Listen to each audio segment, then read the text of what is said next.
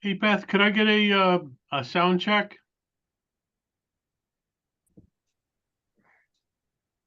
Okay, thumbs up. Thank you. I can hear you. Great.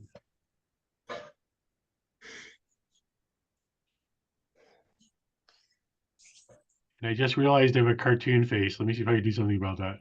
I love that. I love that. Despicable Me.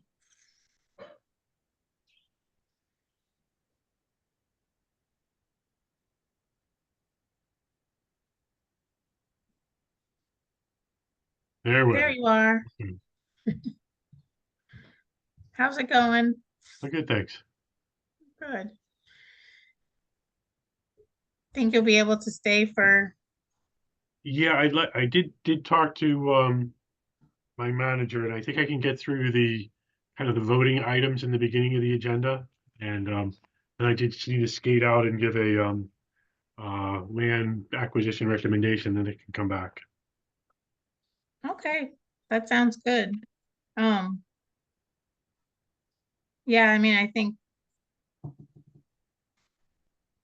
once we get to basically number 6 on the agenda, there's like a little time there, especially because you're going to recuse yourself for 70 Lake Drive.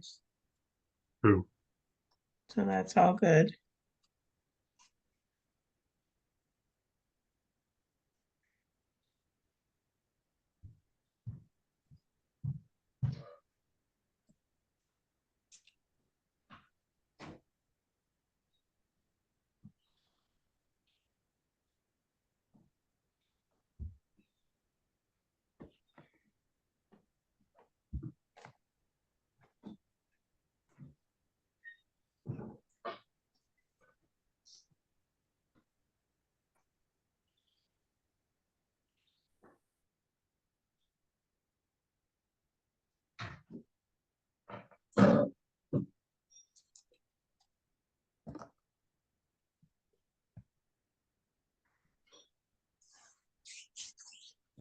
Hi, Jan. Hello. Had to unmute. Mhm. I have a really bad case of poison ivy, and it's like on my face, Oh, no. and I even got a little bit in my eye. So I actually went to the doctor today and got prednisone. So if I Yeah. act a little crazy, it's because I'm on prednisone. Does prednisone make you crazy? I wasn't aware of that.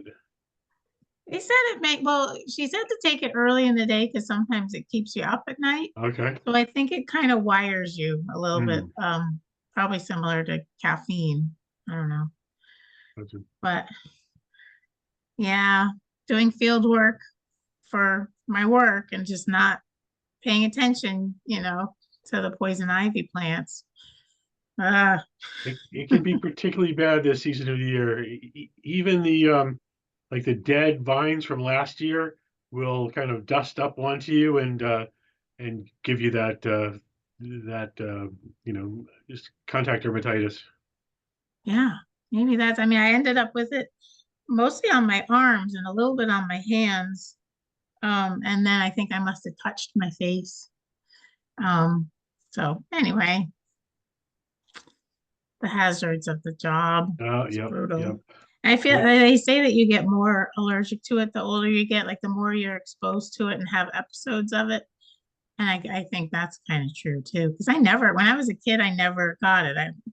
My mom and my brother were very susceptible to it and used to have really bad episodes of it if they got even exposed at all. But my dad and I, different skin type, we never mm, really did. But doing field work a number of years in a row, I feel like I've sort of just become more sensitive to it or something. I don't know.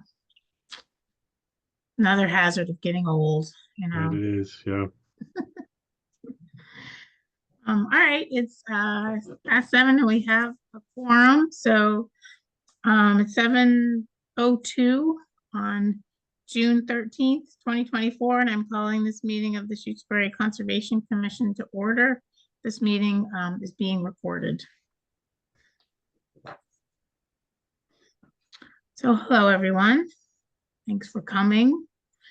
Um, I've got just a couple updates and then we can actually move into item number 3 on the agenda because that doesn't have a time associated with it. So we can jump into that. But I just wanted to let everybody know on Tuesday night, there was a all boards meeting and Jan and I both went to it. And the topic was how to run meetings, all our committee and boards meetings in Shutesbury. And it was the select board sponsored the meeting and they were really just trying to gather information on how committees and boards want to continue to run meetings, either 100% Zoom or hybrid or in person. And the reason that they were trying to gather information is because there has been some state legislators who have brought forward a potential bill or something that's basically trying to require the whole state to go hybrid for all meetings. And so we gave there were a lot of people that commented at our meeting and select board and town administrator were taking down a lot of notes and are going to sort of create a response to that. And the general consensus was that hybrid, although potentially reaches the most people, apparently one requirement of it would be that one person from the board or committee would have to be in town hall, even if we hired somebody to work for the town to actually run the hybrid portion of it from town hall. Somebody from the committee I guess that's a requirement, would have to be there. And that was the real kind of downer for most people. It's the winter time and whatnot. It's sometimes hard for one member, and there's only 4 of us right now on this committee. Even if we had 5, it would still be kind of annoying to ask somebody to have to go to town hall under winter. Anyway, so they took those notes down. They just basically wrote down what everybody was sharing, and it was pretty good. And I'm sure they'll be updating us on how that all moves forward. And the other thing I want to say is that I went to 56 Lake Drive this afternoon just for a site visit of their project. Uh, you guys were not here for that permitting. I wasn't even here for that permitting of that project, at least that I remember. It's just a stairway, and it looked great, and the erosion control was up, and the contractors had just started yesterday. And so some of the work was done, but the erosion control looked great, and there was really not a lot of ground disturbance outside of where this little stairwell was going. And that's all I had. Actually, hey, Carrie, Yes. I have one question. Did you ever get back to Mark Rivers about the request for information on the dam, like historical research?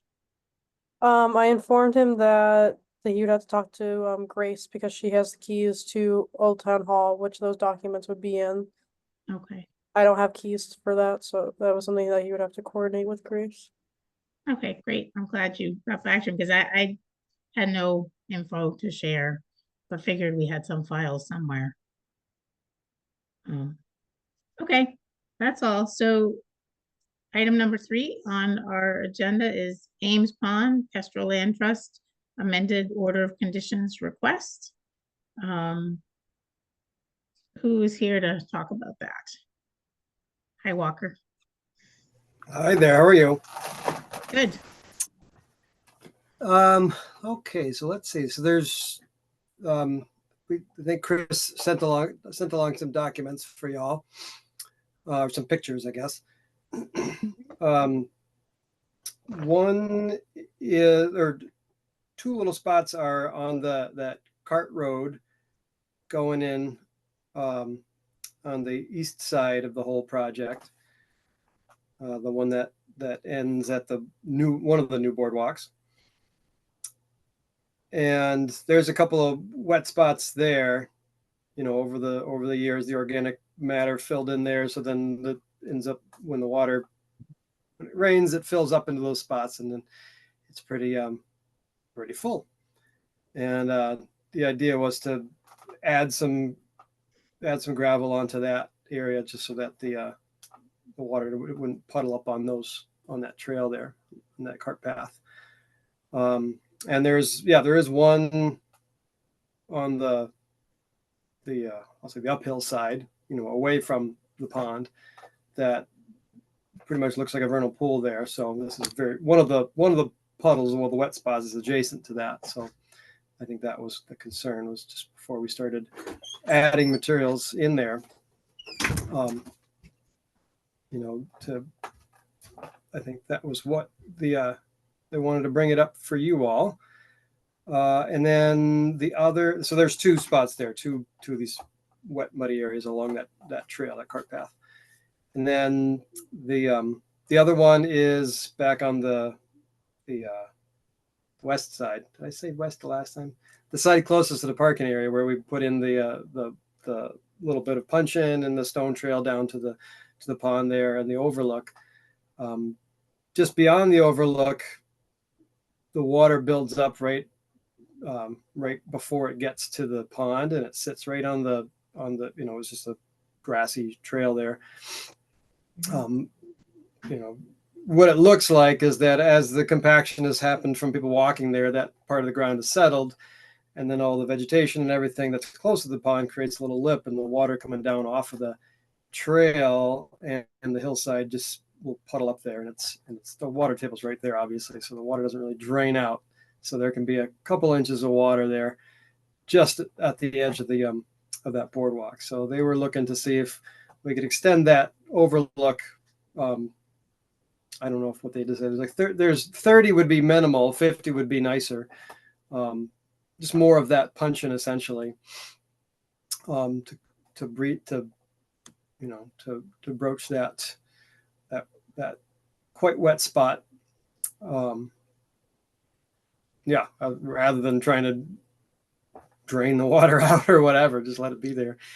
And I think the idea was, instead of doing instead of digging it out the way we did for the punch-in, just driving piles in, just driving the steel piles, not even the screws, just the straight pipes like we have on the one of the other boardwalks. But that would be sufficient for supporting that type of thing. That would be the least amount of disturbance. Yeah, so that was those were the items. Happy to answer any detailed questions, or if there's if you wanted to show any of the photos, or if everyone got some of the photos, or if you wanted me to talk about any of that stuff, or look at the map. Happy to. Yeah, I mean, I have a couple questions, and I guess if the other commissioners would like to see the map, maybe we can do that too. You had said, at least in this email, from Chris, it said that in the puddle areas, you were gonna remove some of the organic material and then put down basically gravel. Oh, yeah, scraping out the organic material that holds all of the water and turns it to mud there, so that when the gravel sits on top of it, eventually, obviously, organic matter will fill in over top of that, be on top of it, but at least it won't be a low spot there, so it won't collect the water. Mm-hmm.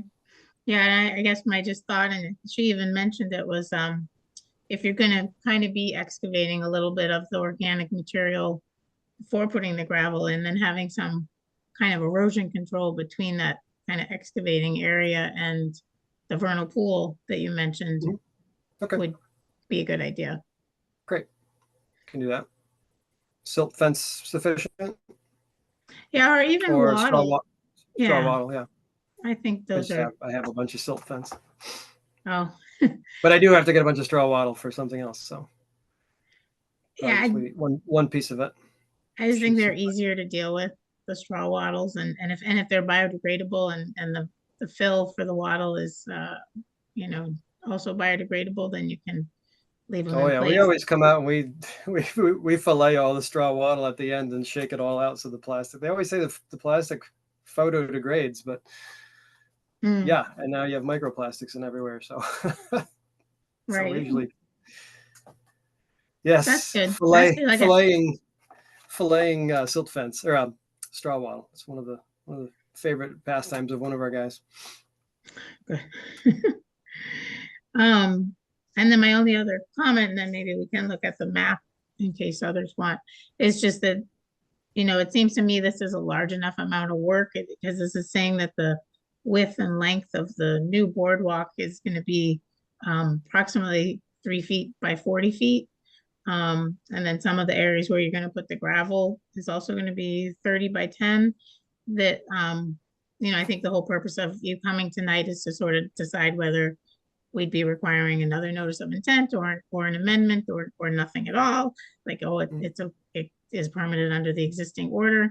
And I guess I feel like an amendment is needed in this case. So I mean, we'll wait and see what the other commissioners think, but so that would require coming back to our next meeting for your public hearing, which is on June 27th. But Bob and Jan, would you like to see the maps? Do you want any more information? I just wanted to touch base with you, Beth. If there is a change, perhaps a field change of this nature or smaller, you sometimes consider it an insignificant change or make a finding similar to that. Yeah, no, we can do administrative approvals. Is that what you're talking about? Yeah, I know. Yeah, Maybe just a different term for it. right.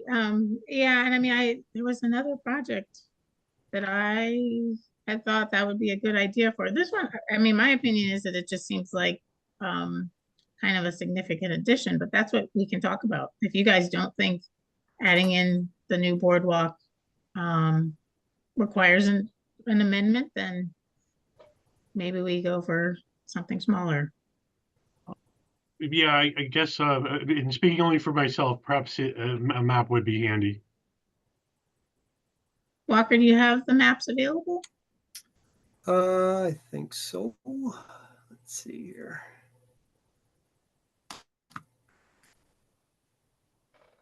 Mhm.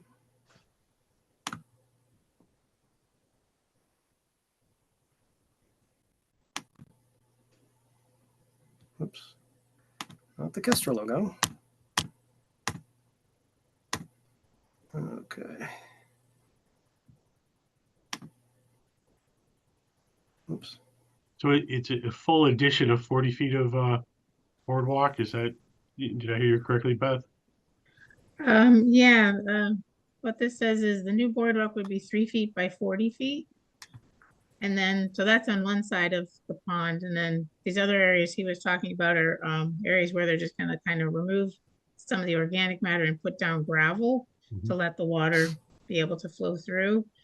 And those are two different locations. One is approximately 30 by 10, and one is 50 by 10.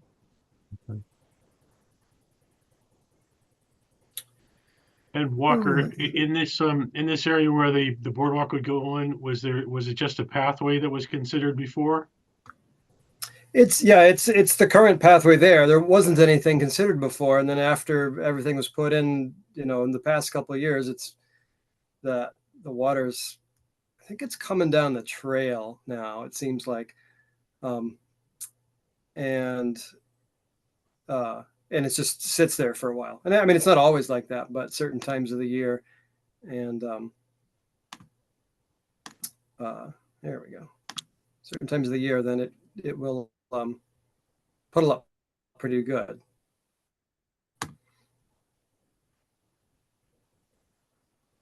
All right, is my screen being shared right now? Yeah. Yes.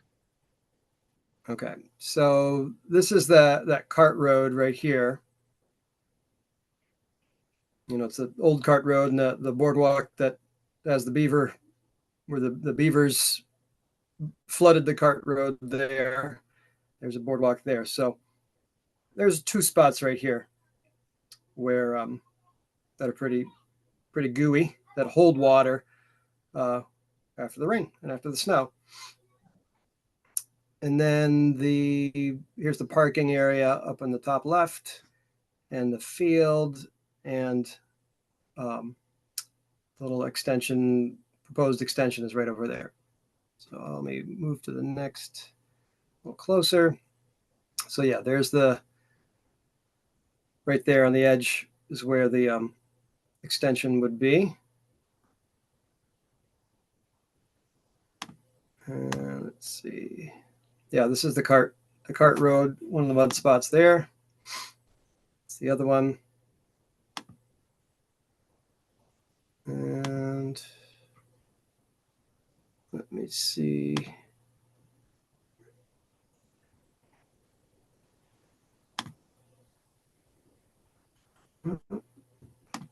Yeah, here's a picture of the off the side. So this is, you can see the opening in the platform where the path goes off, and yeah, good chunk of water there. So this is I think this is like the 30-foot mark, and the 40-foot mark is out to here. But yeah, the water's been coming down this trail, and it sits over here on the left side. The pond is over here on the right side. And is that the And, boardwalk area, Walker? This is the overlook that we built last year. But Right. I apologize. I meant, is this the area that you would be filling Oh in, yeah, or yeah, exactly. So this is where we would put boardwalk. Yeah. the boardwalk? Okay. Yep. Okay.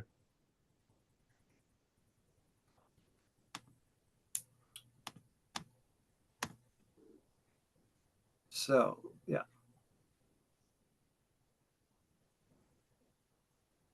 Yep. Okay. Well, thanks for sharing the maps and the photos. Jan, what do you think? How much boardwalk was involved in the project so far? How many feet? Well, there's been two projects. We did that one last year with the punch-in, and I honestly can't remember how many feet that was. 300-400 feet. And then currently we're finishing up the boardwalk through the bog, and then the forest, and that all told, that's somewhere in the vicinity of 1,000 or so feet. So this is a tiny percentage. Yep. Mhm. kind of does argue for administrative to just fix a glitch, you know, that they've observed since. Yeah, no, I'm all right with doing, so I guess it's an administrative approval is what it's called. And I'm all right with that, and we can just condition it to definitely have the erosion control on the side where you're gonna be doing a little bit of the excavating of the organic material and then putting the gravel in. Do folks have any other conditions that they can think of? I guess like an inspection report, to see how it's held up, submitted by the applicant might be worth having.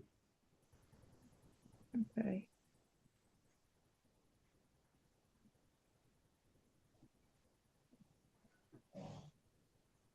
I think I'd like to just also come out and check out the erosion control before you actually, start digging out there. What kind of equipment are you gonna be using to remove sort of the organic matter at those two? It's a small skid steer, little track skid steer. So Okay, yeah, and really all it is that, there's the gravel that's existing from the cart path, and just over the years, stuff is built up on top of that. So it's just kind of getting that inch or a couple inches of stuff out of the way so that the gravel doesn't just sit in the mud. And then when I say gravel, I'm talking about, the sandy bank run, rounded rock type of stuff, not crushed stone. So it is essentially the same type of material that you would find on the ground there anyway, more or less, just more porous and higher up so that the water doesn't sit there. mm-hmm. And there is possibilities of I could put a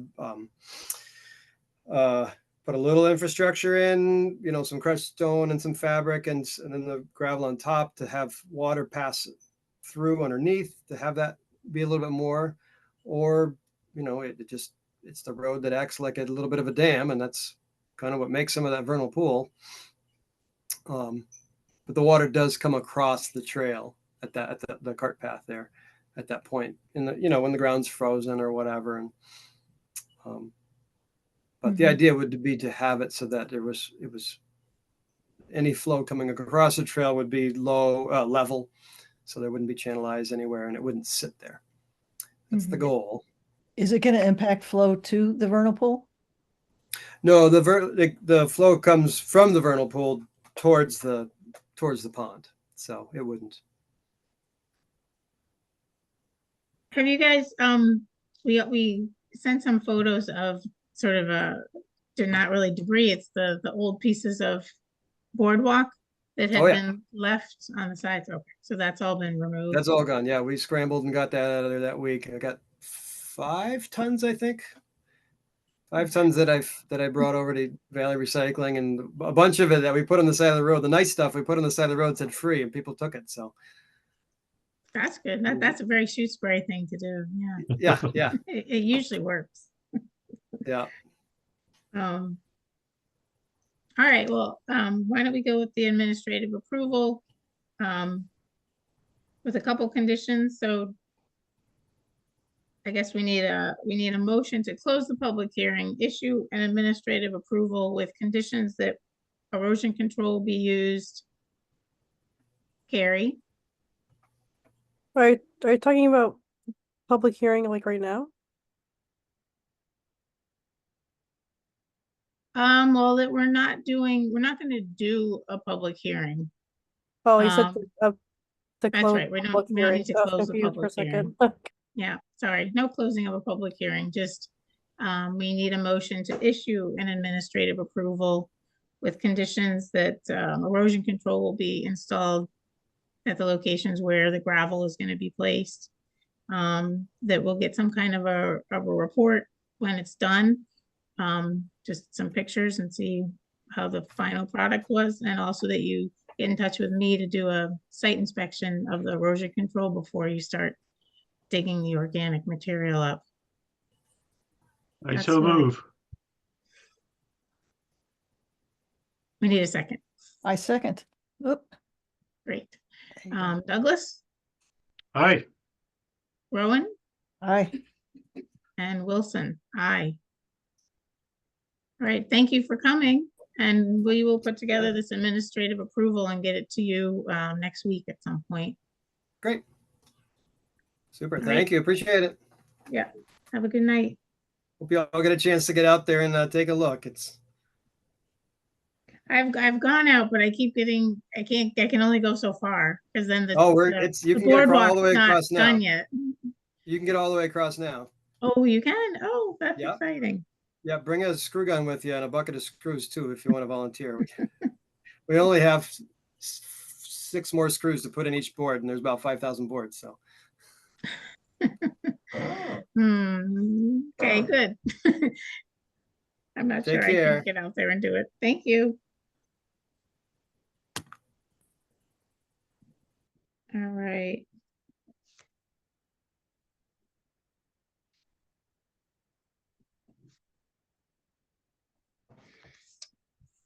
All right. Time is it? Good. All right, item number 4 on our agenda is Dudleyville Pond Dam emergency cert request. And yeah. Okay, who is here to speak about that? Hi, I'm Lois Brown, the owner of that dam. And I'm seeking an emergency permit to remove the dam as it's been cited to be in unsafe condition and represents a risk to the downstream infrastructure and too much of a flow to the culvert, which is too small, and with the dam with beaver activity and stuff is compromised it further, and so an expedited removal has been recommended by the Stantec engineering design company to reduce public safety risk.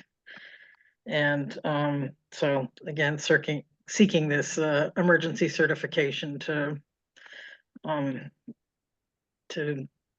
get moving on removing the dam.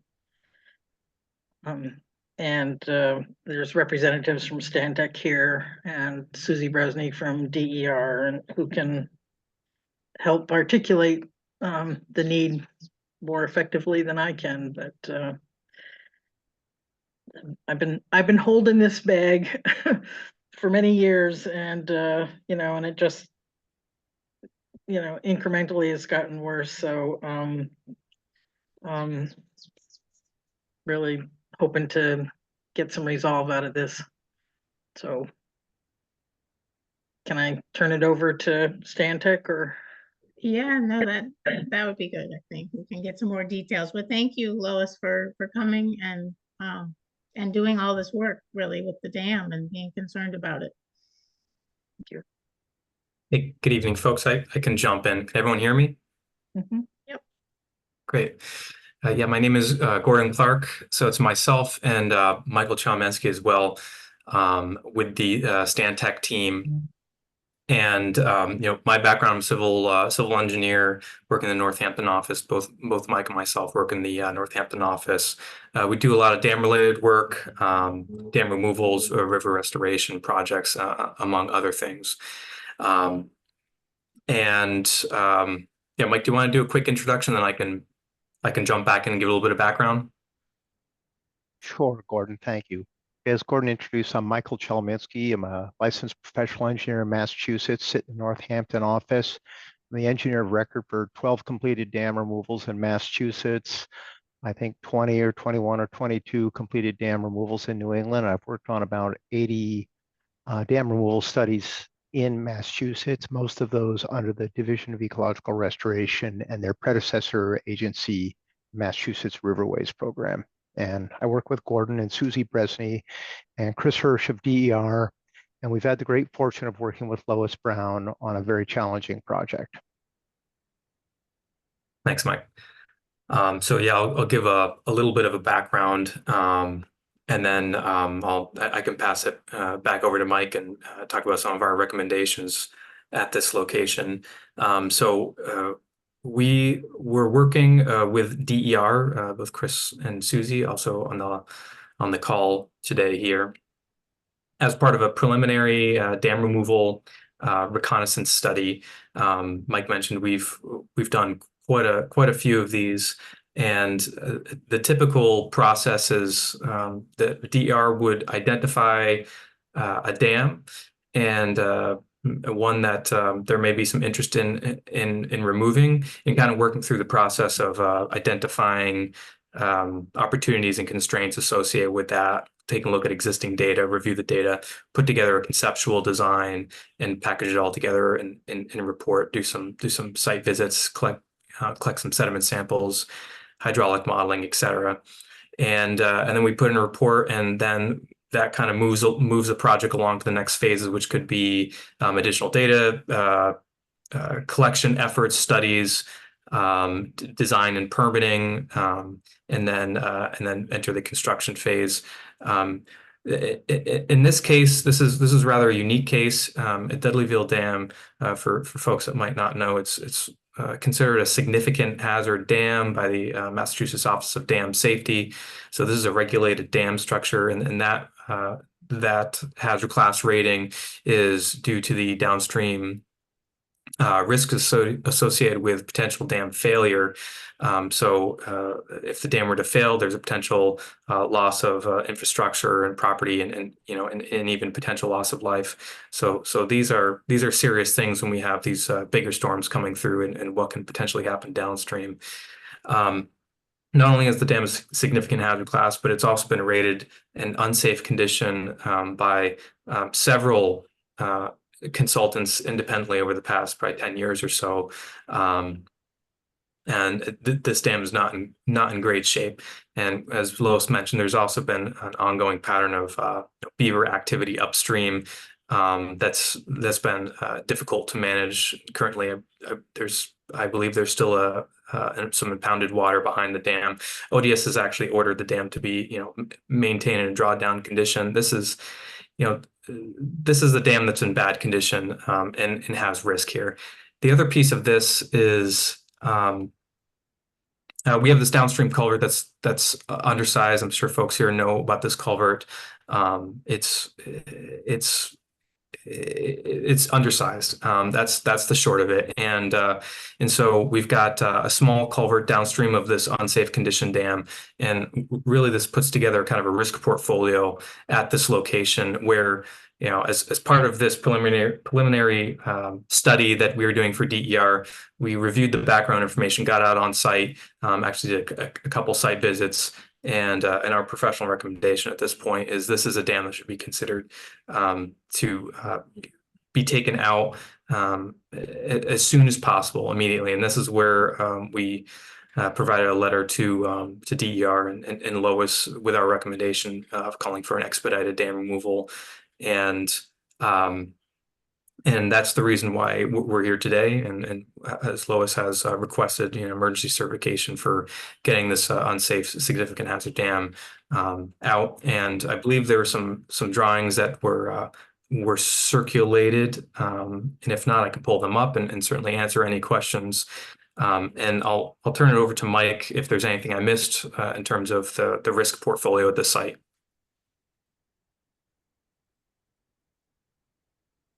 Gordon, I think you did a very good job of explaining it and noting that, the big issue, as Gordon pointed out, folks, is you've got a dam in unsafe condition, a significant hazard class dam. And then you've got a culvert downstream that's undersized. Individually, neither is optimum. Together, two bads make a really bad. And so that's what we're looking at here. And that's the basis for this request to consider an expedited dam removal here through an emergency certification. Hey, I'd like to see the map if you have one. Yeah. I can pull it up. Let me share my screen.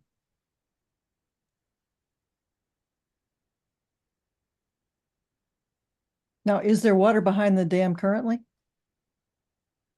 Yeah. Yes, there's water behind the dam currently, and there's a sizable beaver dam as well behind the dam. So So despite trying to draw it down, the beavers have obstructed the drawdown? yeah, they've been quite persistent at the site. There's a beaver deceiver there, though, that goes through the current beaver dam.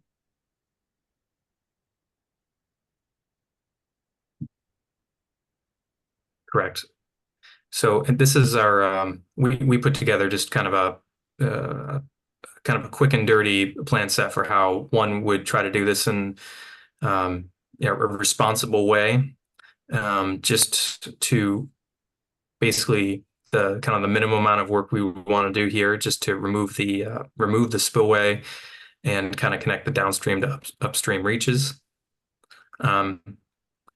This is just an existing conditions sheet. So flow is oriented in the top of the screen here. I don't know if you can see my hand. And then, so flow is going, in this case, it's going in a west direction. This is Montague Road. Here's the undersized culvert here. Here's the approximate location of the beaver dam and the approximate location of the existing beaver deceiver. I can flip ahead. We put together some basic water phasing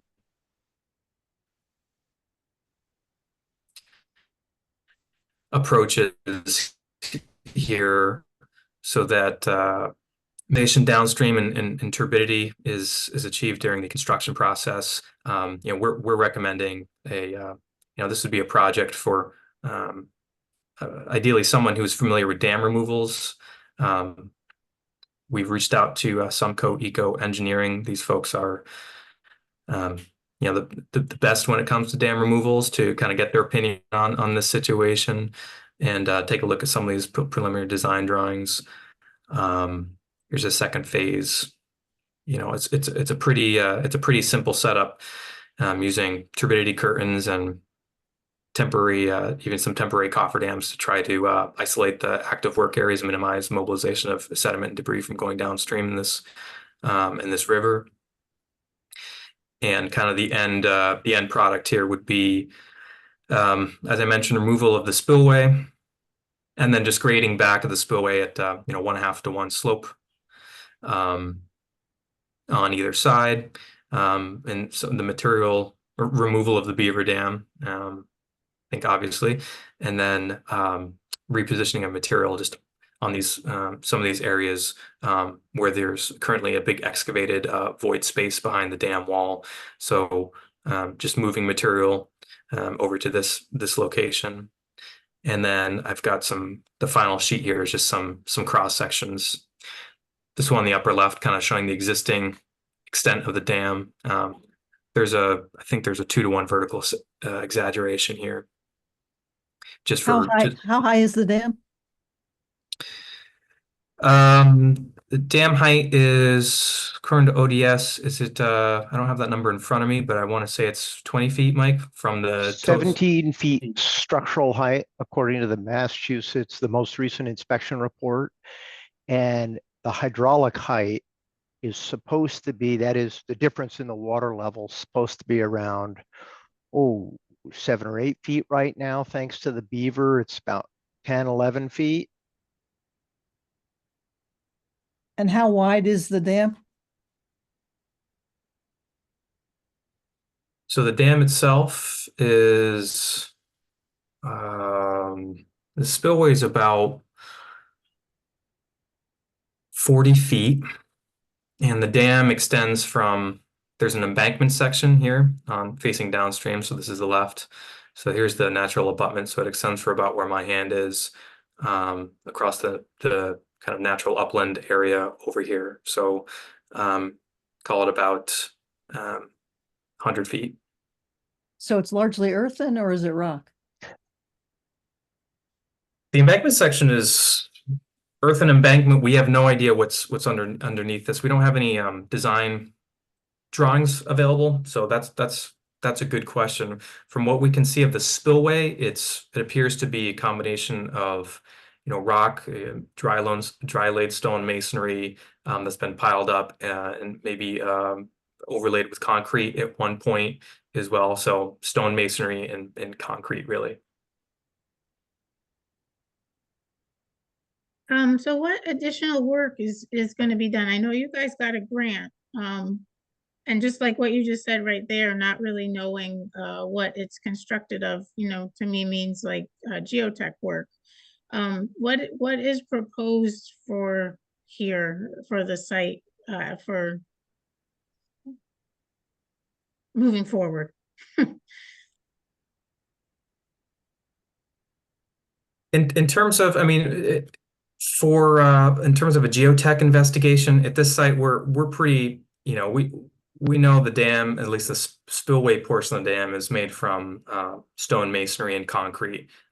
Question of how far does it go down is certainly a question, and you know, maybe it goes 10 feet below the natural grades. What we're proposing to do here is match the downstream channel grades and then connect it to the upstream portion of the channel. We did some sediment probing and tried to find approximately where the bottom elevation is in the upstream impoundment. So informed by that, establish a channel through here. And I'll go back to the plan view because I think that shows I think kind of this shows a good representation, and at least in plan view, of the proposed conditions here. So what would remain are, you know, some of the whatever stone masonry portions of the dam at this location that are, you know, connecting this downstream grade to the upstream grade, and then on these side slopes, we're proposing just to lay them back, add some loam on top of it, seed, and install erosion control blanket to stabilize it in place. And this downstream culvert, if or when it gets replaced, I think there's an opportunity here to you know, provide some connectivity through here. But the main objective of this is really focused on reducing the risks associated with dam failure here, and providing a site that is no longer regulated as a jurisdictional dam. So what you're kind of saying, so these drawings are almost the final plan set that you are actually sending to contractors that you're talking to about doing the work. Yeah, these were developed as part of that preliminary dam removal study, and so they weren't intended to be you know, necessarily issued for construction, but this site is it's relatively simple as far as dam removals go, and I can let Mike speak to that a bit more if he'd like to. But this is a simple site where, you know, within a week or two of having an excavator out there and removing the spillway in a controlled way, in a sensible way, in a way that's sensitive to the limiting amount of sediment and turbidity downstream. You know, this is something that someone could get in and get out rather quickly. So, you know, really stabilizing the site and making the risk go away here were the primary objectives. So what's the general schedule then? I'm just trying to figure out, because you're asking for an emergency cert, and usually an emergency cert means, you know, it's an immediate emergency happening. Emergency certs, for example, only last for 30 days. So that's what you're asking for. So I'm wondering if you are actually sort of intending on taking this plan set, getting it to somebody in the next, you know, month or something, and actually going and doing the work. I have a bunch of questions about, you know, other agencies that you've talked to regarding permitting and that kind of thing too. But I think just getting in my head what the schedule for this is and how an emergency cert would even work with this situation would be helpful. Gordon, do you mind if I? Yeah, you want to jump in, Mike? Sure. Yeah, Beth, thank you for the questions. They're insightful. It's as if you've done this before. Oh, yeah. You asked about the dam, and typical dam removal processes in Massachusetts take anywhere from 3 to 5 years. And if we were doing more study of this, a typical 3 to 5 years, spend a lot of money, we wouldn't get any more information on what the dam is sitting on. We certainly wouldn't do geotechnical investigations. Punching through all that rock would be a mess. And this dam is full of surprises because of the concrete, the existing and reinforcing steel that's on there. So what we've got so far is really, in my opinion, and based on experience with a dozen completed dam removals in the state, we looked at this and said, we could do a preliminary study and it becomes a paperweight. But one of the factors that really weighed on us here is that this dam is in unsafe condition. And that was determined by the premier geotechnical company in the Northeast, GZA Geo-Environmental. We then got engaged with this and noted the problems with the dam, unsafe condition, significant hazard classification, and the culvert. There's also been quite an interest in Massachusetts to do expedited dam removals. And in 2014, I condemned a dam in Harwich, Massachusetts on the Cape during a preliminary site visit. And 21 days later, that dam was removed. It was removed by the town of Harwich. Turns out they owned it. They didn't know that. And it took 2 days to remove a dam that was about 8 feet high, 80 feet long, and 20 feet wide, stone masonry up and downstream side and full of sand, because that's what Cape Cod specializes in. When we stepped into this project, being aware that Sumco Eco Contracting, who's based in Salem, we've done 6 completed dam removals with them in Massachusetts. And last year they built the removal of my childhood dam on the Norwalk River in Connecticut. We selected them not based on cost, but qualifications. They've been interested. They've done a lot of dam removals. They've expressed interest in doing an expedited dam removal. I think it's fair to say they share our frustration of we just make more and more pretty drawings when what we've got here is a dam removal set if it can be implemented by someone of the quality of Sumco Eco Contracting. They're the only contractor we've reached out to because they have done tens of dam removals in Massachusetts in very sensitive environments. So in lieu of shopping this around, we've tried to engage a team effort of, I prefer working with people who are very good at what needs to be done. And so to the discussion of an emergency certification, thank you for pointing out it's 30 days. What we would like to do is recognizing the hazard to the public here that Lois is bearing that load, that attempts to rehabilitate the dam structurally haven't gone forward, and the beaver deceiver is turned into a foundation for another dam, is seek your input and willingness. We've talked to other agencies, in particular the Office of Dam Safety. We said this is bad, and their response was, take a peek at our list of dams that are really bad. We can't handle this. So our approach is to seek an emergency certification, and we expect that it would potentially be reviewed by others. But given the magnitude of this and the public hazard, we believe that this emergency action is warranted. And as part of that, we also believe this could be an example to improve public safety and the resiliency of natural resources throughout Massachusetts. I will go on the record as saying removal of these dams has a profound positive impact on natural resources. And given that's what the Conservation Commission regulates, it's a bit scary, but currently that impoundment is up and down. Gordon and I canoed it in March. We couldn't canoe it in January. We didn't have skates on the canoe, but we've seen lots of examples where these are very positive outcomes.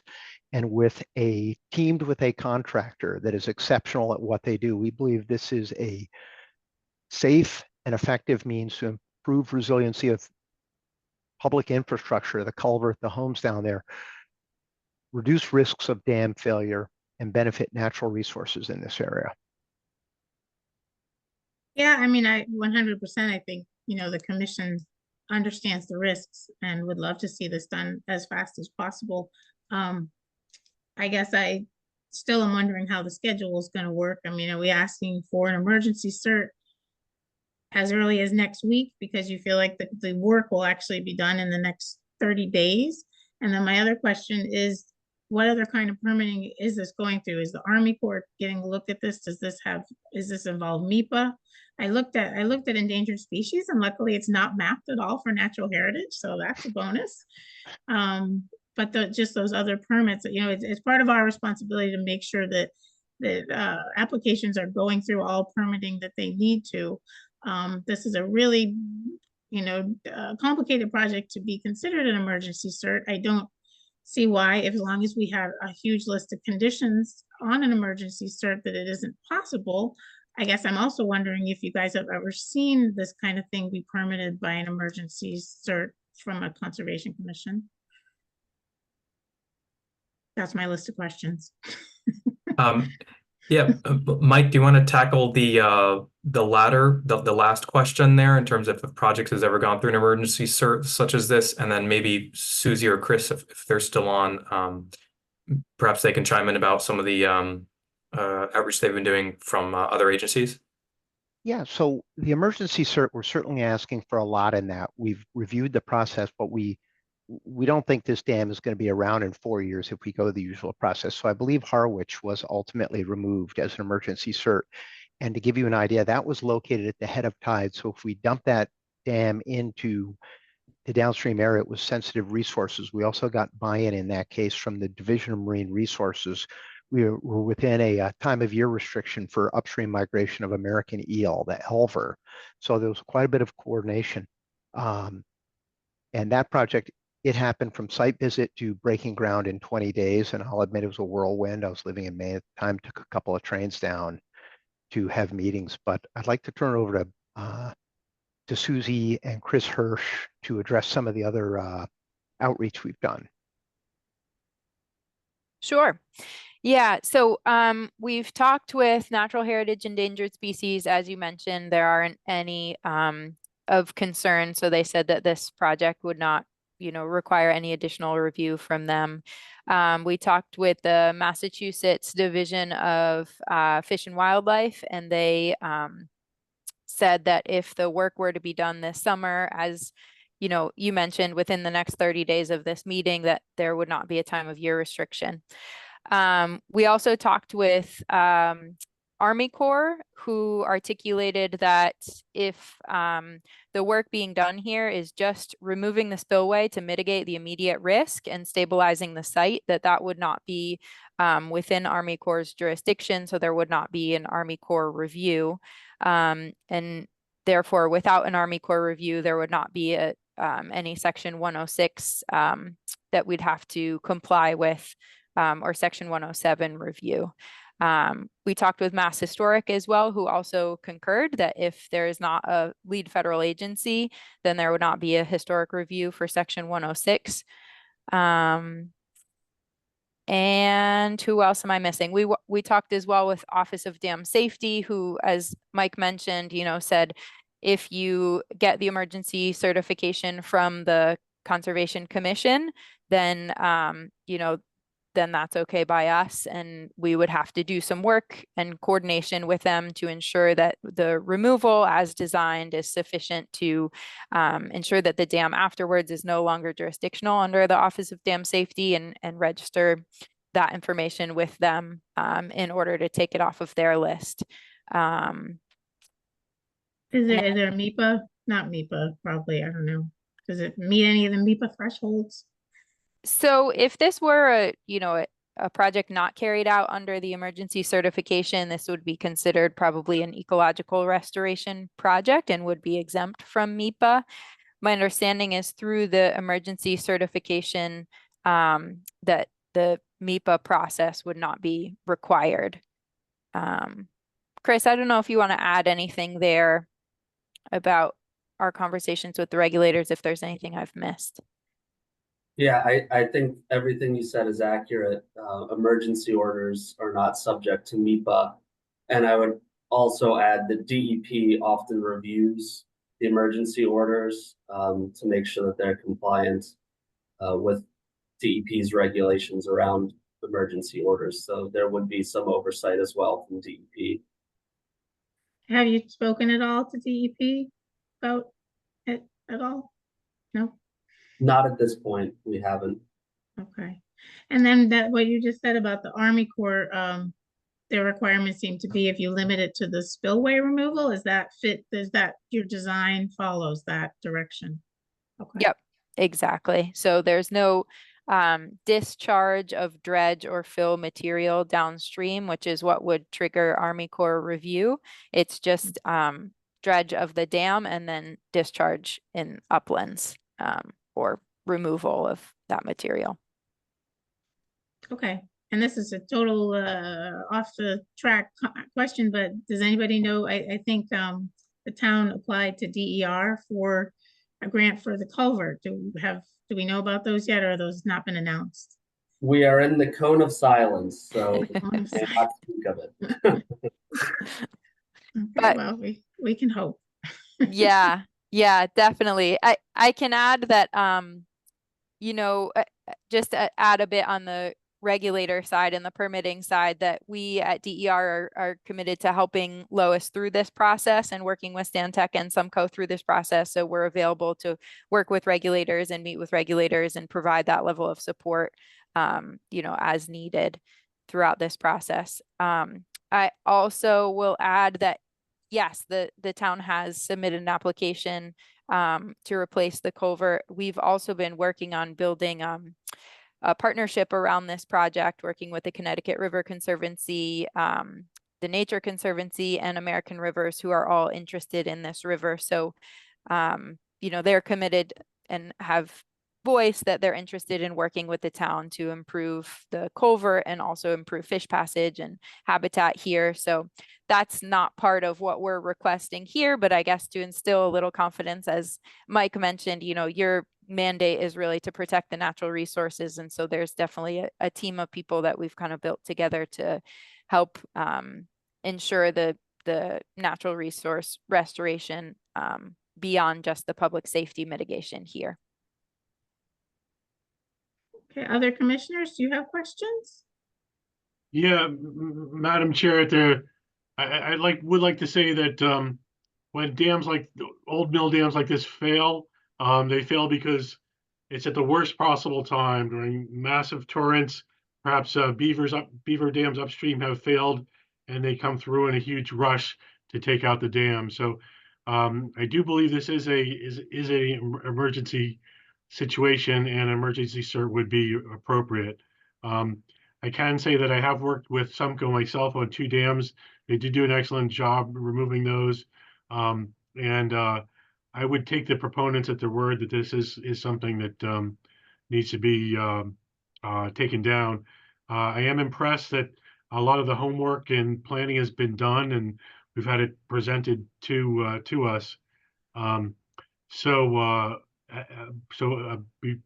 in a short while, I will propose that we issue an emergency cert. Great, yeah, I support the idea too. I mean, it's obviously an emergency situation. I guess my one other, I'm not trying to be a stick in the mud, but to write the emergency cert, I would like to have conditions, and this is my first time seeing the plan set, which would be kind of where I would create the conditions from. So I'm wondering how we can really approve it tonight. We could, you know, say we're issuing an emergency cert, yet I don't have a way to necessarily be approving the conditions that would go through with the emergency cert. Is there a way this can get delayed till our next meeting, or is that gonna throw a real wrench in the whole what you have set up in terms of timing? Our next meeting's in 2 weeks, June 27th.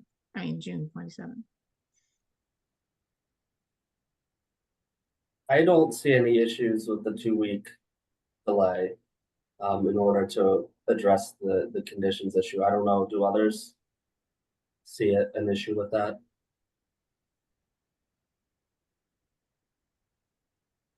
To me, as soon as possible.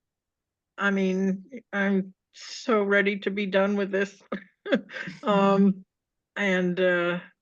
And I'm so appreciative of the efforts and support and education that I've gotten through this process.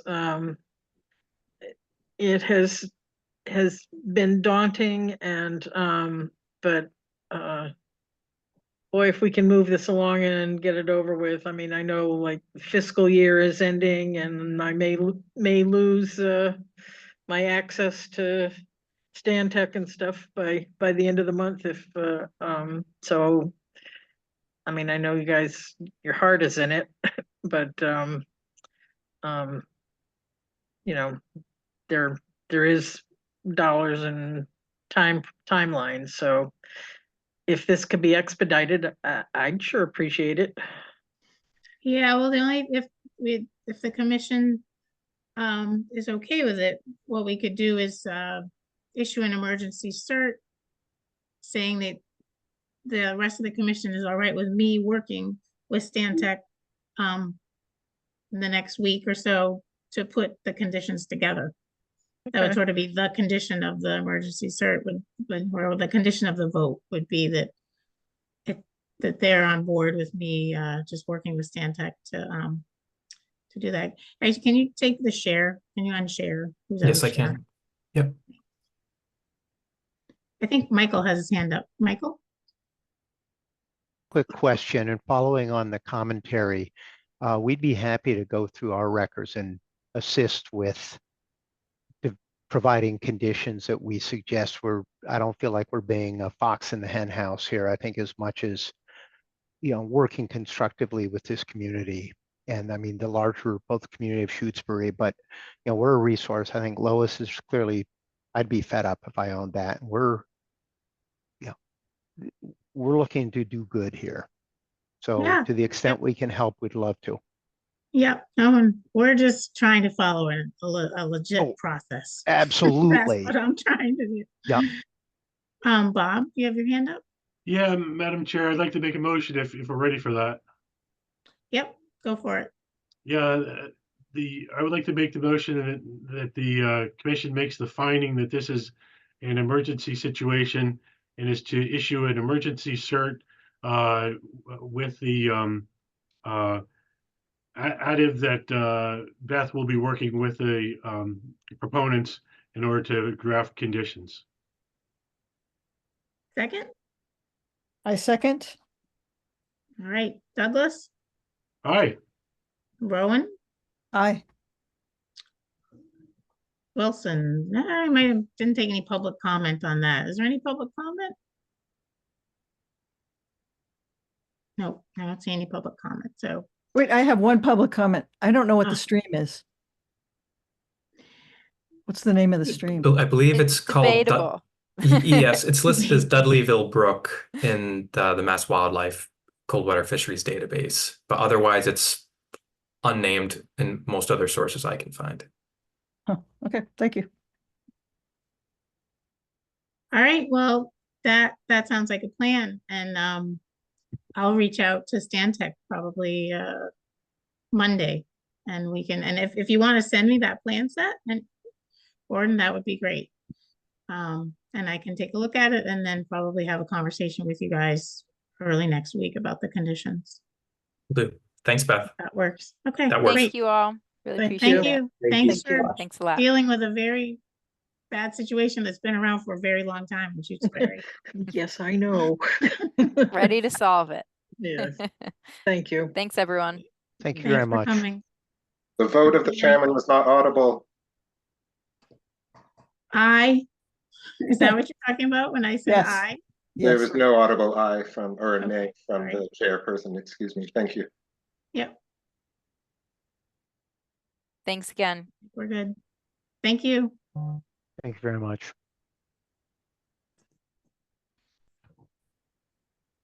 All right. It'll be really amazing to get that. I've lived on Montague Road for over 20 years and I've drove over that culvert and seen that dam and seen it change a little. It changed quite a bit in the last 20 years, but that'll be a wonderful project for the town to get done. So Beth, that's I don't know if exciting. I could add anything to your conditions as you develop them, but I wouldn't mind sliding my eyes over them. Yeah, sure. I will send the plans around. I mean, once they send them to me, I'll definitely send them to the commission. Okay, And thank if you. you guys have conditions that you want to add, absolutely. And it sounds like we'll be doing this pretty quickly. Right. Like Okay. tomorrow, Monday, so. Okay. Carrie? Sorry, really quick. Bob and Jan, are you receiving emails from the ComCom? Like, what should be happening is any email sent to ComCom should be forwarded to you. If that's not happening, let me know so I can set that up. I thought I did, but maybe I slipped. How do we Ye- know? Yeah, I don't think I'm getting emails. Okay. Have you set up your own email, Bob, as well? I have not. That's a good thing for me to do though. Okay, yeah. Once you've done that, email comcom@shutesbury.org. I'll add you to the list and I'll look into Jan, I thought I started setting you up. Maybe I didn't finish it, but I'll look into it as well. Carrie, I'm just wondering, like I got the Kestrel post. Does that mean I'm getting them? Did you get it before or after Beth sent it to you? Oh, I think it was Beth, maybe. Okay, I'll double check it after Yeah, the double check. tomorrow, Okay. and we'll go from there. All right, moving on to number 5 on the agenda. 14 Lake Drive, amended order of conditions request. So this is, we're just going through the public hearing has closed and we're just looking at the drafted order conditions. So let me bring that up.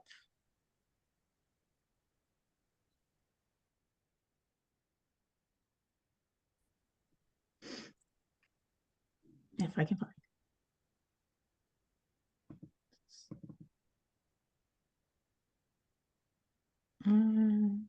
That's not what I want.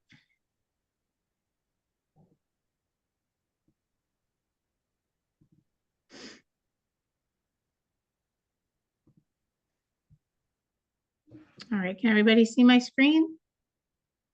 Yes. Okay.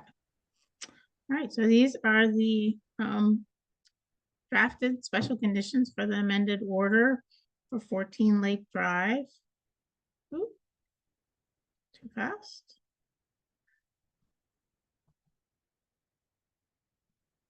Oh my God. So first off is that the date of the order stays the same as the approved issue date for the original permit or order conditions, which was May 27th, 2022. I go down. Okay, that's not going so fast. All right, so this is the language that's been added. It's just summarizing the work that is proposed for the amendment. Applicant has proposed changes to the project since the original order of conditions was issued. During construction, the old steel pipe carrying the intermittent stream was discovered approximately 8 feet further east than expected, and within the footprint for the construction of the new house. The steel pipe carrying the intermittent stream was found to be in very bad shape. The bottom was heavily perforated with corrosion and in a state of failure. So to address this situation, the applicant has proposed to trench and install new 12-inch ACPE piping to carry the stream underground across the site. The pipe's going to sit on 6 inches of granular pipe bedding and will tie in at one end to the pipe coming under Lake Drive, carrying the stream. It's really kind of a culvert, but doesn't daylight on the property owner's side. And then at the other end, it'll connect to an existing HDPE, 12-inch HDPE pipe that discharges into Lake Waiola. Also proposed is the removal, obviously, of the existing steel pipe, some of which has already been removed during the construction of the house at the site, because they found they hit it and it was falling apart. So some of the pieces have been taken out already. They're proposing additional erosion control to around the trenching area to protect resource areas. They're proposing removal of additional vegetation due to the trench location. Mitigation for that vegetation removal will include replacing trees 1-to-1 with native species and planting 5 native shrubs, either red chokeberry or high bush blueberry. Besides those proposed changes. There's no other proposed changes under that are different than under the work approved under the original order conditions. So if anybody has any comments on that description of the work, please raise your hand. Besides that, the only other, oh, somebody had their hand up. They took it down. Bob?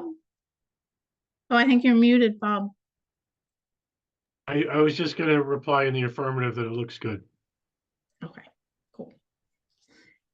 So then so this is, obviously this is the amended version. So this is the original special conditions for the order with the amendments added to it. So what I put here is that all amended portions of the special conditions are in bold. So as you'll see, most of the text is just the original order conditions. This talks about the resource areas at the site. This talks about the intermittent stream. This talks about the actual proposed work of demolishing the existing house and putting in a new house, but none of that's changing from the original special conditions. I did add the new plan, which is the site plan for the amendments. So that's in bold. And then our standard comments about the commission finding no practical equivalent economic alternative. And then here the general conditions are starting. I'm going to unbold this because this is not a new addition. General conditions all stay the same as the original order. Let me know if I'm going too fast. Are you good? Broken up into pre-construction phase conditions, construction phase conditions. Trying to get rid of anything that's bold. I see some bold numbers.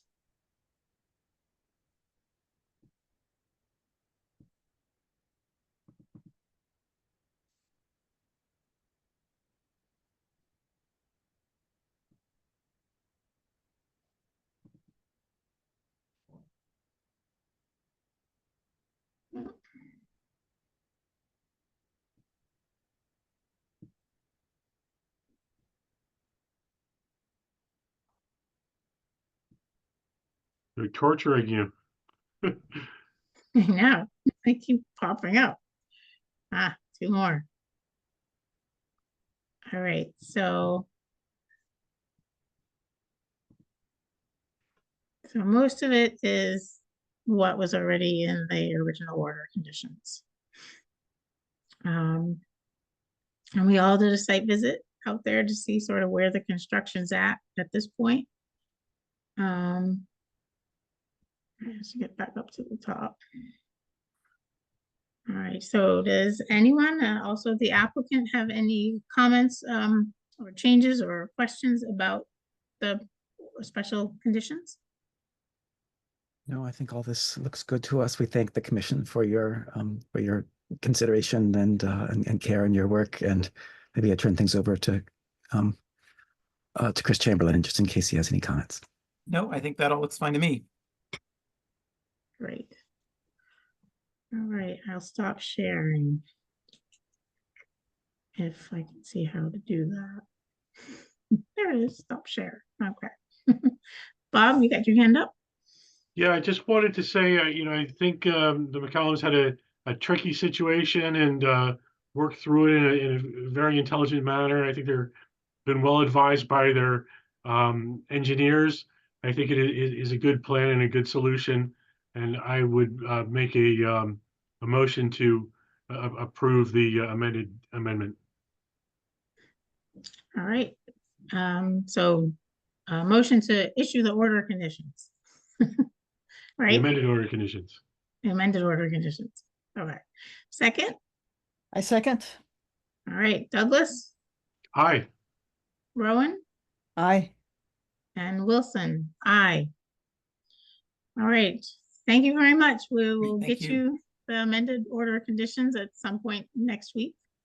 Have to put them together. And then get them out to you, hopefully Tuesday. That'll be my goal. So, Sounds good. all right. Madam Chair, I'll have to step away for just a little bit. Oh, okay. Thanks, Bob. So thank you very much. And do we wait until we get that paper in hand, or can work begin if the workers are ready to work? No, you need the amended order of conditions. And especially if you're going to be doing, I guess, the trenching work, that's what the amended order is for. And it does have to also be recorded at the county. Okay, yeah. So what are the next steps then? Just so I understand what we need to do.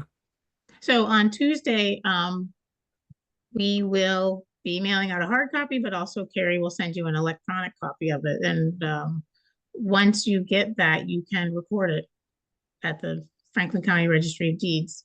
Okay.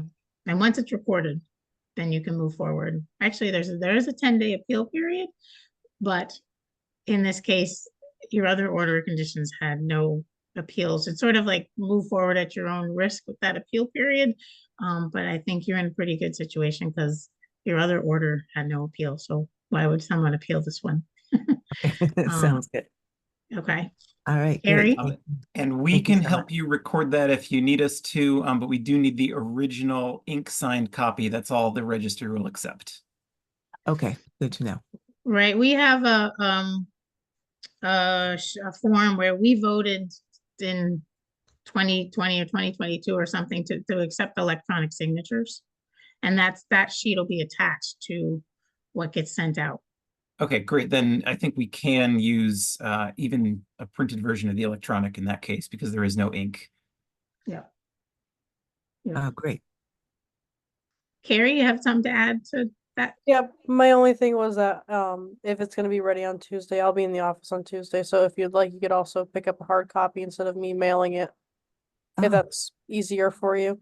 Oh, Oh, yeah. yeah. Okay. Yeah, that sounds good. We could do that.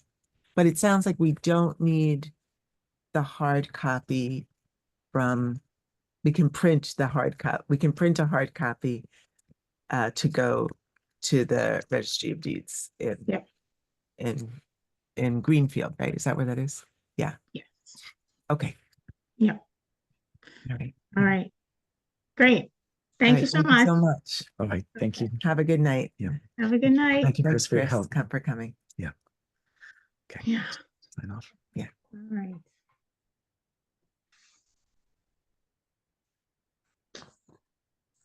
All right.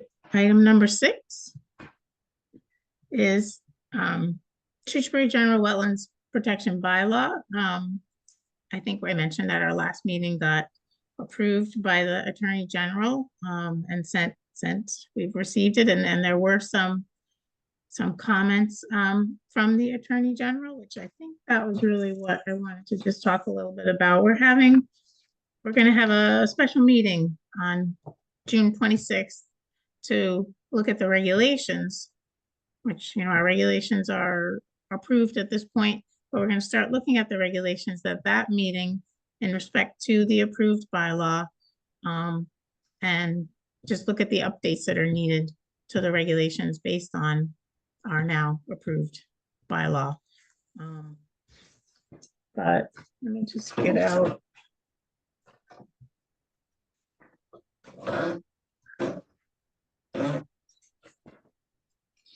Jan, did you ever see the letter that came back from the Attorney General? I did. Yeah, so you saw the comments. I mean, the comments are all very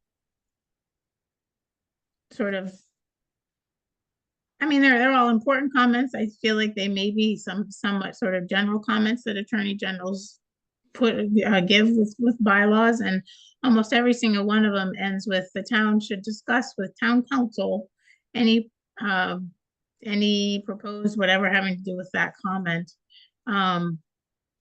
And so what I've done with this is I've sent it to town council. I sent it to Donna McNichol to just look through, and I haven't heard back from her yet, but I think that's the best thing we can do is have her go through it and see if she sees anything significant. So in would the comments she, from the attorney. would she come to our meeting where we're going to talk about the regulations and, do a quick comment on how that fits in or send Yeah, something? she could. Yeah, I think she may be not necessarily communicating too much with the Concom right now because of what the project we just finally approved, 14 Lake Drive, because she's in a butter. So she was she had told me that she was just gonna be silent for a little bit in working with the Concom because she wasn't a butter on that project. But now we just issued the amended order, so that's sort And of this is- done. So now Yeah, she, this is pretty specific to the regs and rules, not to people. yeah, but I think she had to be kind of silent for a little bit, but um let's see, I was just gonna go through. So, one of the comments has to do with applications and fees. And they're basically saying that we should check in with town council to ensure that the fees charged under section 5 of the new bylaw constitute a valid fee rather than an impermissible tax. So I'm sure that's sort of also just a general comment that would go on any bylaw that's proposing fees. And that would certainly be something that hopefully Donna would just say is fine.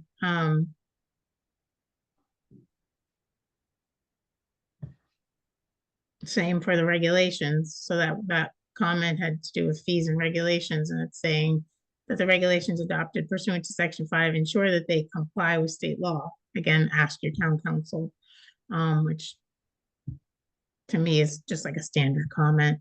The next one is definitions. That has to do with the definition of person, because it includes, in our definition of person, we've got Commonwealth or political subdivision thereof. And they are commenting that the town's enforcement of the wetlands bylaw cannot impermissibly interfere with the operation of state entities, which I've seen that many times. And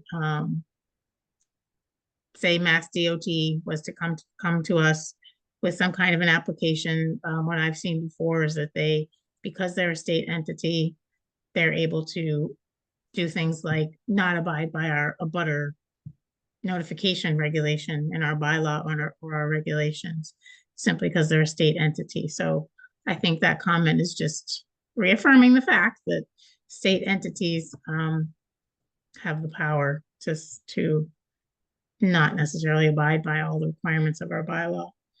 Their next comment had to do with bonding.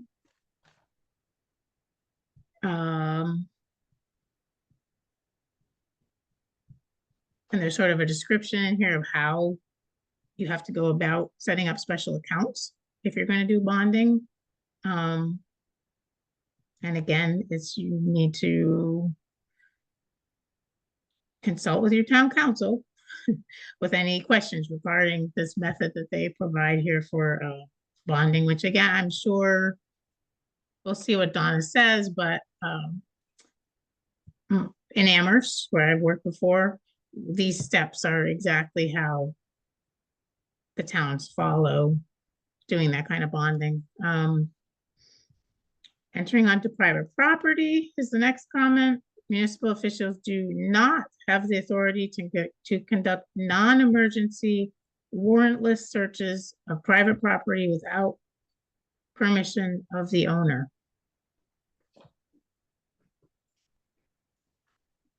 So again, they say town should consult their town council to ensure that the provisions of section 12 are applied in a manner that is consistent with state law and applicable constitutional requirements. That's one that I would want to hear what Donna has to say about that. What exactly, how we would go about doing our job and be consistent with state law and applicable constitutional requirements.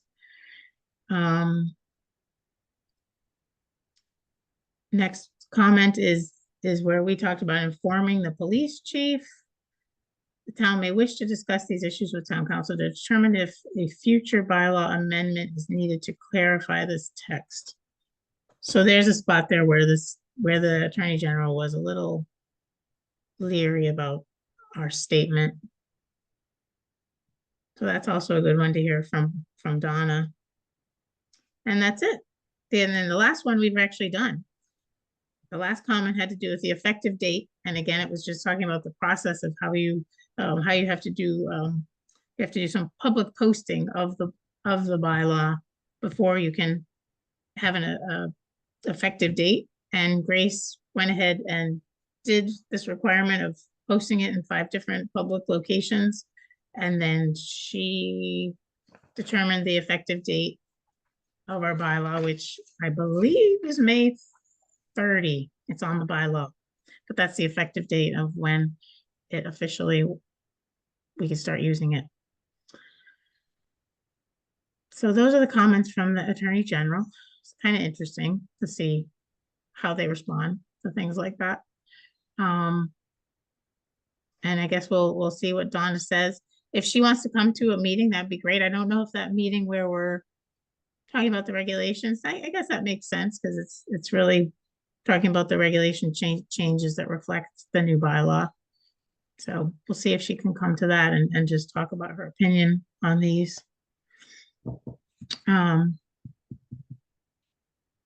That's about all I wanted to say about that, I think. Let me look at my notes.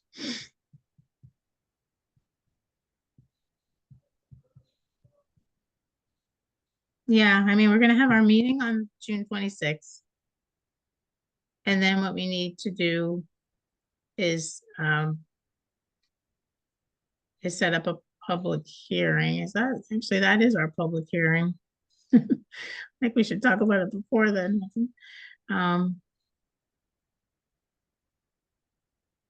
Yeah. Is that our public hearing? Carrie, is that our public hearing for the regulation changes? For next meeting, public hearing? No, I wrote it as like a regular like workshop meeting. That's what I thought. So then we will still have to have a public hearing.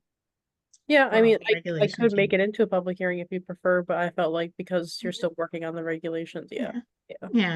This should really be just a working meeting. That sounds good. Yeah. And then we'll have a public hearing a little bit later.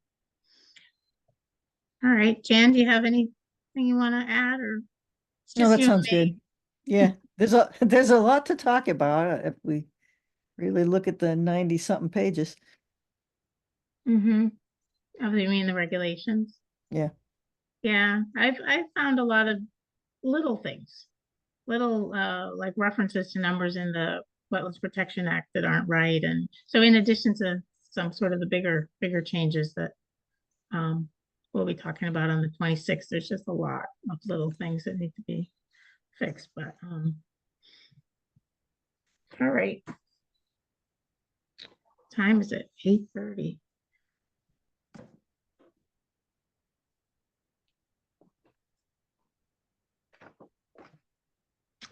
All right, so we can move on to number 7, which is 66 Leverett Road, the library project. We're reviewing the invasive species management plan, the native planning list, and the landscape maintenance plan for the library project. And I think Penny also wanted to talk about the monitoring report from Ward Smith.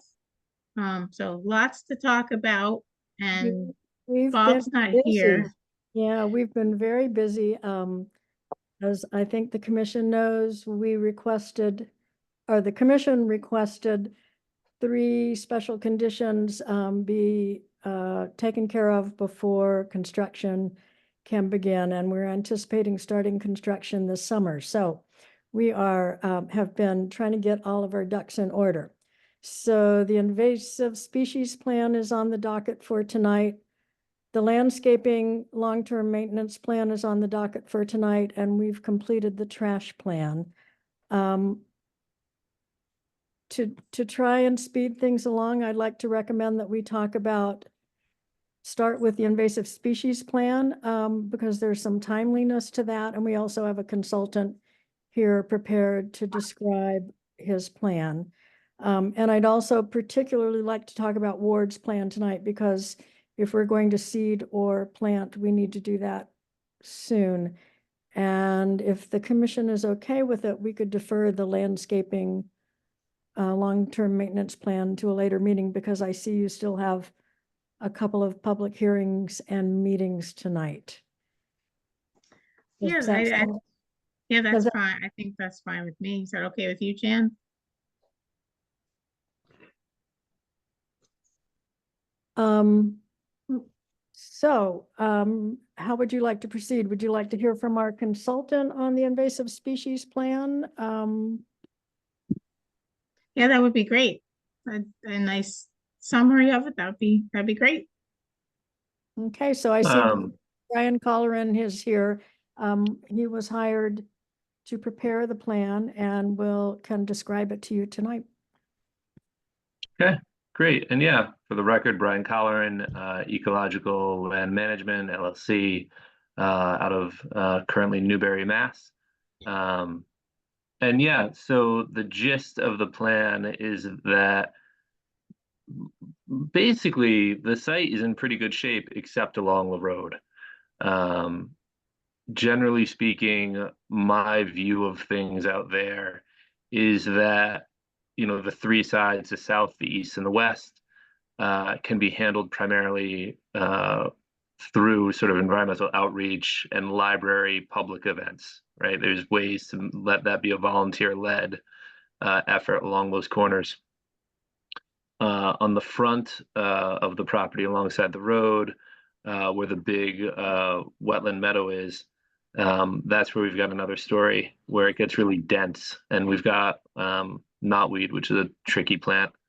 And basically the idea, to oversimplify, is to knock down the infestation to a level where it can be incorporated on that side of the property into this idea of continual outreach and education, and just making sort of an annual or biannual event where the volunteers can come out and do something effective and functional, and get something out of it, right?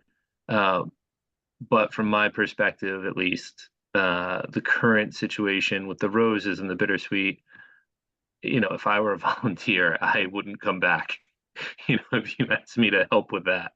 So there's that. And so, generally speaking, most invasives, there's a window to really put herbicide to use that is most effective, which is going to be about the time of flowering, you know, ideally a little bit before, which we should be coming up on that pretty soon. I know that your growing season's a little bit behind most other towns in the area. And so, you know, there might be a little bit of sort of fudging the calendar a little bit and maybe waiting a week or two. But that sort of would be great for managing and controlling. The challenge there, right? And this is where your opinion comes into play, is that, you know, I won't be perfect doing the work. Some native vegetation would be harmed. And so there's still the rest of the growing season. Arguably, that harm can be mitigated by just natural regrowth and regeneration, as opposed to waiting until later in the year, you know, in the autumn. The flowers will have turned to seed, will have seed on the plants in all likelihood, but all of the native vegetation, well, not all, but most of it, will have sort of faded away, right? The invasive species stay green on average 3-ish weeks longer than the natives. And so there's that window to have the high effectiveness without the impact to the rest of the species. And just to backtrack a little bit, you know, the reason for talking about herbicide in that space, in that context, really is sort of the scale. And the alternatives are arguably more going to cause more disturbance, right? Because you either need a backhoe to trench the stuff out, which is terrible. And that, as you well know, that's a whole other permitting nightmare. Or arguably, if you were to have volunteer work days out there with however many sets of boots, right? However many hand tools, ripping and pulling things out by the roots, you'd have a lot of soil disturbance as well. And so there's sort of no way to do this without causing damage. It's just choosing the damage you're going to cause and choosing what you're going to mitigate from. And in discussions with Penny and Marianne, that really sort of targeted localized use of herbicide to bring this down to a level where you wouldn't finish the job with herbicide. You would just sort of use herbicide to do the heavy lifting and then finish the job in a different context. So just to fill that gap in. But yeah, so that's the quick and dirty. Happy to get into more of it. Knotweed I didn't cover. That's a whole other topic. That's a longer story. And if you want to just sort of do this part now, we can cover that and then come to knotweed later. Or if you want me to keep going with knotweed, I can do that too. Well, it seemed like with the herbicide treatment, it was mostly for the knotweed. I guess it said, I was looking at the table, it says the herbicide spray in early August would be knotweed plus bittersweet and multiflora rose. Right. And when we wrote that up, the idea was just sort of minimize the number of trips. Right. And in recent conversation with Marianne, we had a discussion about sort of optimizing timing to get the most percentage out of the herbicide, which would involve coming at a different time. And so these sort of the intricacies and the finer points are up for discussion. Because then I don't see it on here on the schedule anywhere else for treatment of bittersweet and multiflora rose. Again, like the other herbicide spray in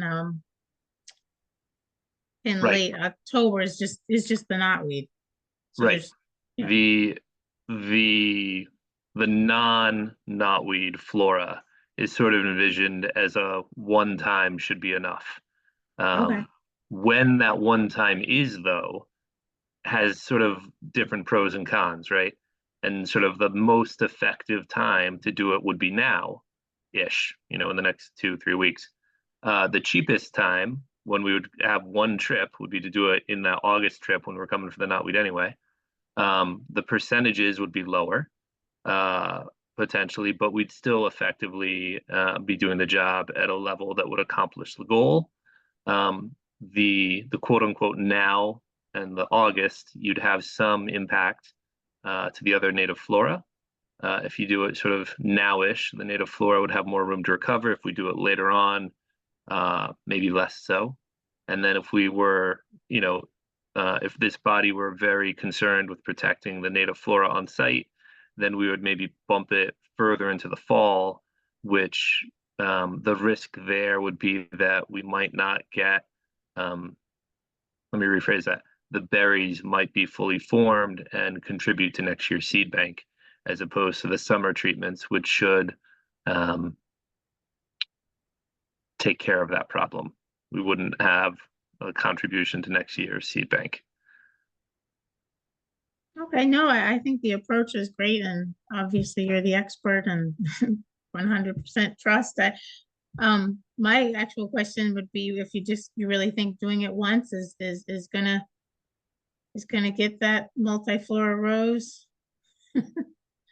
It'll, give or take, right? This is that sort of the finer point percentage. If whether we get 85% or 95% or 90%, right? That's sort of the finer points of the weather, and if it's been raining or if there's a drought. I mean, as you well know, the weather's been less predictable than we want it to be. But if we can hit those kinds of percentages, if Marianne were to set up a volunteer day, I think as a volunteer personally, like if I were to look out at a field and see 100 plants, and that's what we're going to go out and work on, okay, great, then that's doable. But again, speaking to the points where, the opinion of the commission, we want to keep in mind here, that would still have that impact of lots of boots and lots of soil disturbances potentially within the wetland and certainly within the buffer that would be different from the impacts of the herbicide. And so, you know, if you feel that you would rather see one kind of impact over the other, we can adjust the plan accordingly. No, I think my question is more, when I look at this, I see a lot of volunteer days, and herbicide applications for knotweed.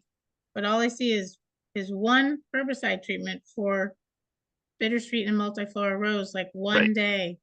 Right. And that's it. And so it's sort of like, that's your day, like get rid of all of it in one day. Is that doable? No, no, no, no. That's not even Okay. the goal. Like 90% would be the goal. So 100%, we're not presuming, and we know that there's a seed bank, right? And so pulling up seedlings, though, is a whole other ball of wax. That is something that we're hoping, right? Like the idea here is we're involving the community. As you all well know, a volunteer day is a hit and miss thing, you know, and so it might not work out. Plan A might not succeed. You know, Marianne might call me next June and say, all right, the plan didn't work. Nobody came.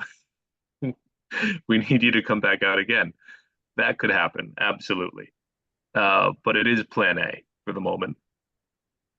Are the volunteers gonna be pulling out multiflora rose and bittersweet too, or are they just doing the invasive, just the knotweed? I see Marianne looking to chime in here, so. Marianne? So the goal with the knotweed is that we'll treat that repeated times. And volunteers won't be pulling that out.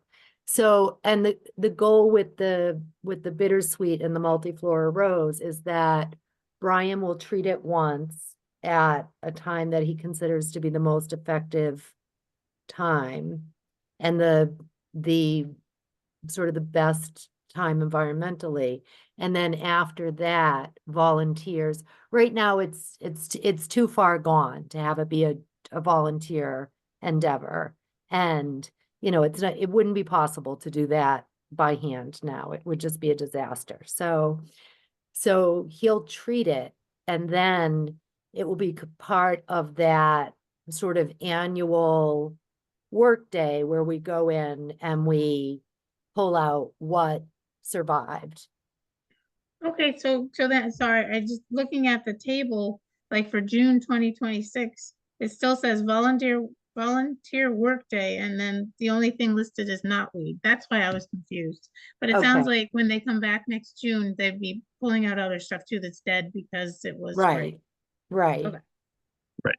Yeah, the knotweed needs a 2 to 3 year chemical program. The efforts that I've been involved with that involve manual labor for knotweed, they're a lot of work. It doesn't. You need a very committed local person or organization if you were to take that on, and the timeline for success doubles, triples. Yeah, it's a lot. And even at that point, both with manual labor and with chemical labor, knotweed has a zombie reputation.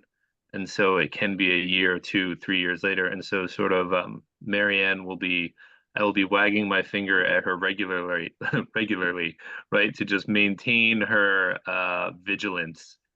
Right.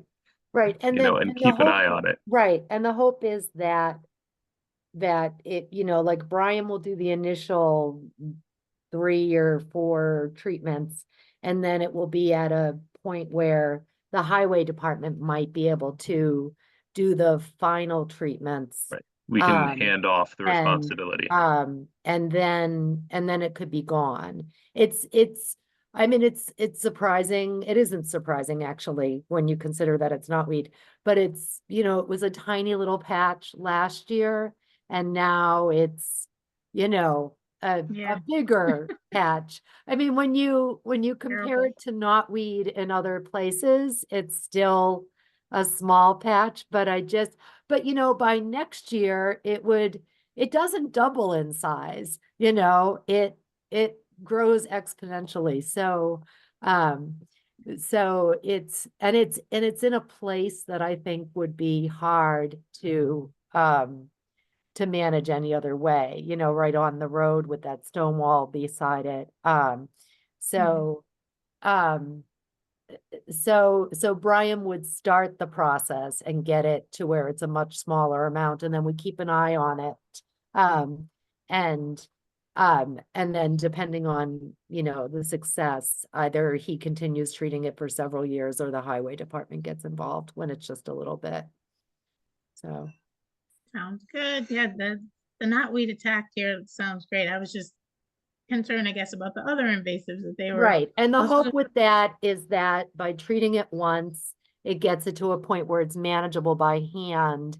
And so if somebody goes in and pulls 10 plants, that's different than, now I don't even know how many plants are out there, and hundreds, right. So we'll get it down to a point where, Penny and I just spent an hour the week before last pulling garlic mustard out of next to town hall. Next to town hall, there is an invasive species garden nursery, and the garlic mustard was about to go to seed. So Penny and I just said, okay, we're just going to pull it. And so we did, and we bagged it up. So we want to get it to a point where somebody can say, okay, we're just going to pull it and it can be done.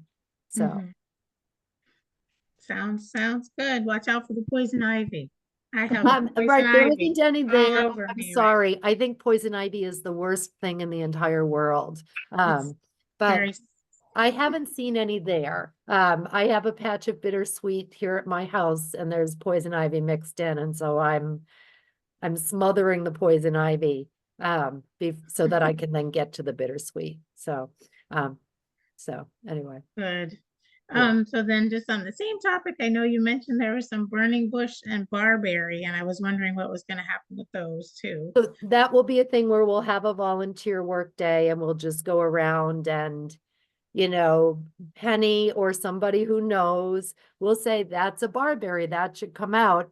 And then somebody else will, I think a barberry, you're going to want to use a shovel and kind of dig it out. And then, the same thing with the burning bush. It's out there, but it's not, there's not a ton of it, and they're quite small. Right.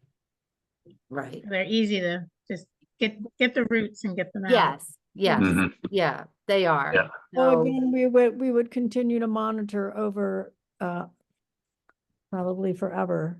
Right. But if we reduce it, then it's not going to spread as fast. So the goal will be to just sort of do a walk around, say that's a burning bush, that's a barberry, oh look, there's a bittersweet, and then we pull those things out, we bag them up and send them off with the trash, and so that they don't replant themselves, and then the biggest issue is right along the road there where, and encroaching into that wetland meadow where the bittersweet and the multiflora rose is. That's really, and I drive by it every day and I just cringe. Because it's, it's not going to be, it has the potential to just be a beautiful meadow, if we get that stuff out of there. Oh, but the flowers for the multiflora rose are so lovely. They are, yes. And they even smell good. You can make beautiful holiday displays with the bittersweet. So, and then spread it elsewhere. But there's plenty of bittersweet elsewhere in town for people who want to make holiday wreaths and things. So, yes. Okay. All right, those are my questions. Jan and Bob, do you guys have any questions or concerns? It's the 1st of July. The terms expire. I hear sort of a background. A radio? Yeah, I'm all set. Okay. Jan? You're good? She's good. Okay, yeah, no, I thought the invasive management plan was really well done and thorough. I guess I just have that one comment that maybe we could, where in the actual table for the June 2026 volunteer workday, if we, instead of it just saying that it's for knotweed, if we add in that they'll be doing other things, because then that kind of leads up to like every other workday. Yes, we can do Down that. the road will always be more than, it'll be Yes. all the Yes. invasive, whatever. Okay. And we certainly invite the Conservation Commissioners to join us on those work days, so. Right, and, yep. Mm. My Mm. life is like 130% committed right now. Yes, I can see And it's how not hard you're anymore. working. So, just with all the work you're doing just for the Conservation Commission, you're excused from the workday. Oh, thank Yeah. you. Okay, but I know a couple of guys who live with you who might not be excused from the workday. Yes, Yeah, absolutely. Okay. Yeah, I see what you mean. I'm looking at it. The way I wrote it was for volunteer workdays, non-R japonica / knotweed. But if you don't see that, right, that's what you're looking at, where Oh, right the non, I over shortened that portion of things, so I can rephrase that. That's easy enough. yeah, just write in the ones that they will be taking out. Okay. It'll be a little Okay. clearer. All That's right. great, though. All right, Good. so, I need a motion to approve the, I'll say Lotto 32, but I like to say, what is it, 66 Leverett Road, new library project invasive plant management strategy. I move to approve the invasive species plant management strategy. I will Second, second. all right, Douglas, Aye. Rowan, Aye. and Wilson. Aye. Thank you. Thank you. So, 2 down, 1 to go. All right. Thanks, guys. Thank you, Brian. Okay. I'll evaporate now. Okay, we'll be in touch and we'll get Hang in there, started. Brian. Good. All right. Thanks so much. All right, Thank you thanks. for the Good night. summary. Okay. So, just as a quick update, on the the trash and debris removal, we worked with the highway department last week to remove some big things. And if you want to see them, they're on a big tarp in the upland portion of the site. And we are planning another workday next Wednesday to hopefully get all the little stuff, including the many, many Budweiser cans. So, that Great. should Empty be Budweiser cans. Okay. empty, well, Yeah. empty of beer. Yeah. Who knows what's in there? So can we quickly talk about Ward's report? Yeah, that would be great. Okay. Do you want to share it, or, I mean, I looked through it. I can, I'm not very good at that. Do you have it handy? Actually, I think I do. Just a sec. And I will note that I believe there's a typo in the opening line of the report. I think he has the wrong date. We did a site visit in May, and he has October listed in that first paragraph. So, but we were out there on the 16th of May. Nope. Oh, yeah, that's not it. Make this screen thing, the border go away, but it won't go away. Let's see.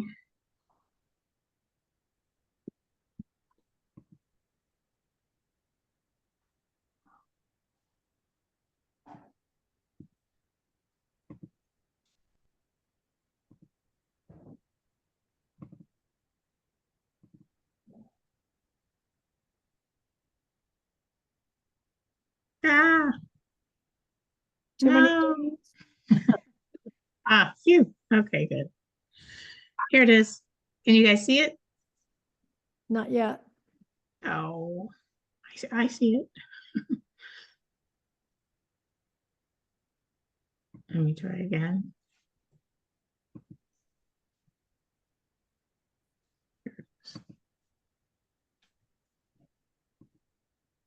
How's that? That is it. Great. And so, as I mentioned, the site visit was actually May 16th, not October 16th, as listed in that first paragraph. Okay. And I think the key pieces are twofold. One, not much of the wetland seed mix that we planted this time last year in BVW2 is growing. And when Ward was out there both last fall and this spring, he did some investigation, and he's not convinced that what was under the pile is a wetland. And so part of what we need to talk with you about is what to do here, because he's not convinced that if we continue to seed with wetland plants that they will survive, because the conditions don't seem to be appropriate. So we look to the commission for advice as to what to do there. He has some recommendations at the end, but yes, please let us know. Has he done any just quick kind of digging into the soil to see if there's hydric soils? Yes. He did it in about 6 different places, and hold on. Didn't find it. I'm gonna mute myself for just.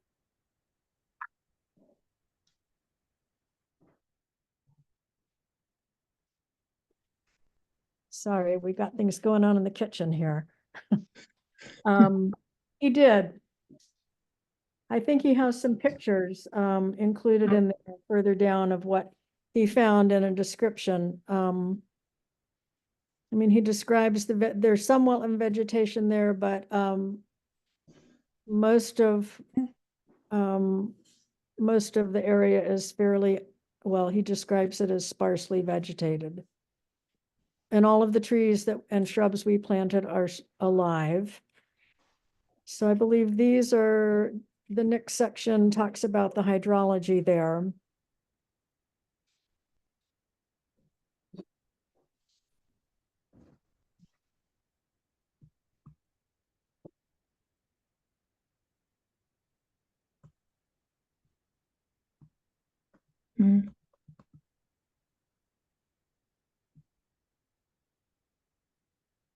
And what we discussed doing was putting in some plugs of plants rather than, well, I guess we can seed again as well. But putting in some plants that should survive.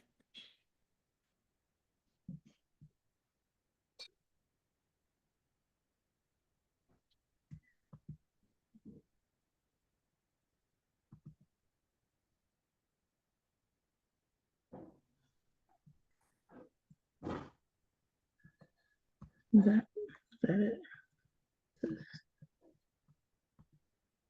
Sorry, I'm just going through.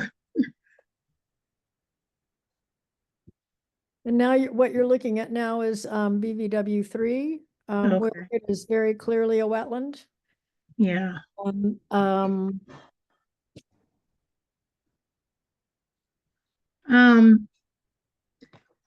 Yeah, no, considering that it seems like the soils, majority of them might not be hydric, it's this plan seems fine to me to give it another shot, I guess, with this combination. Would you recommend putting down another pound of wetland mix, or would you recommend putting down, I guess there's sort of an in-between mix that's possible that hits both wetlands and slightly less wet soil? Yeah, I would recommend that. Yeah, going with the one that's sort of down the middle. And it was also our intent to put in, well, I haven't talked I was going to wait until this conversation happened with the commission, but I was going to call New England wetland plants and discuss with them getting a tray of plugs of the plants that are listed here to try and move things along at a little quicker pace. I think that's a good idea too. Okay. And again, there's bittersweet in the tree line surrounding this, so we'll be manually working on that. Okay. And Yeah, then, that's tricky. yeah, With if the soils aren't supporting the right plants, then yeah, we want some kind of vegetation there, you know? yep. It might be worthwhile when Ward does his monitoring visit next fall for some portion of the commission to come out as well and look at it, see what you think. Sure.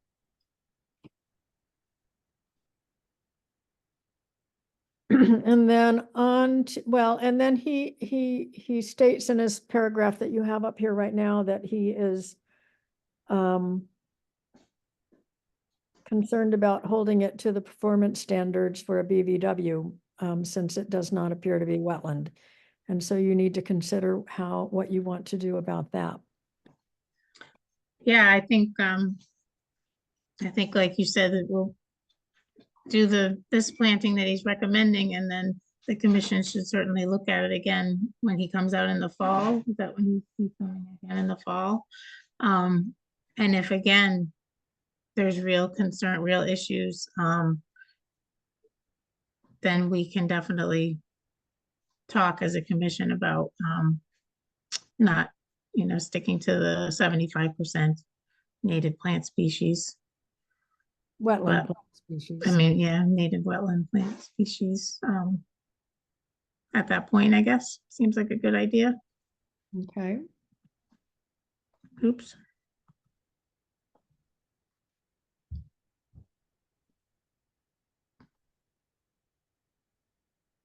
So this is the wetland at BVW 3, and there's clear hydrology there. We planted an upland mix on the slope, which has taken, some of that has spilled down into the wetland area and seeded in there, but Ward believes that will all take care of itself in time. We planted, I believe, 6 shrubs, a mix of blueberry and spice bush. One of the spice bush shrubs has died, and we will replace that. Ward also recommended moving all of the shrubs uphill just a tiny bit because, well, again, it varies from summer to summer, but last summer, most of those shrubs sat in the water most of the summer, and I think that's why the spice bush died. Mm-hmm. So I'm asking for the commission to sanction us moving all the shrubs up about, I don't know, a foot higher onto the bank to hopefully encourage them to survive better. Yeah, I'm all right with that. Jan, Rob, any comments? Yeah, I think active management is a good idea, and I think we're lucky that we have somebody that's a keen observer in this situation.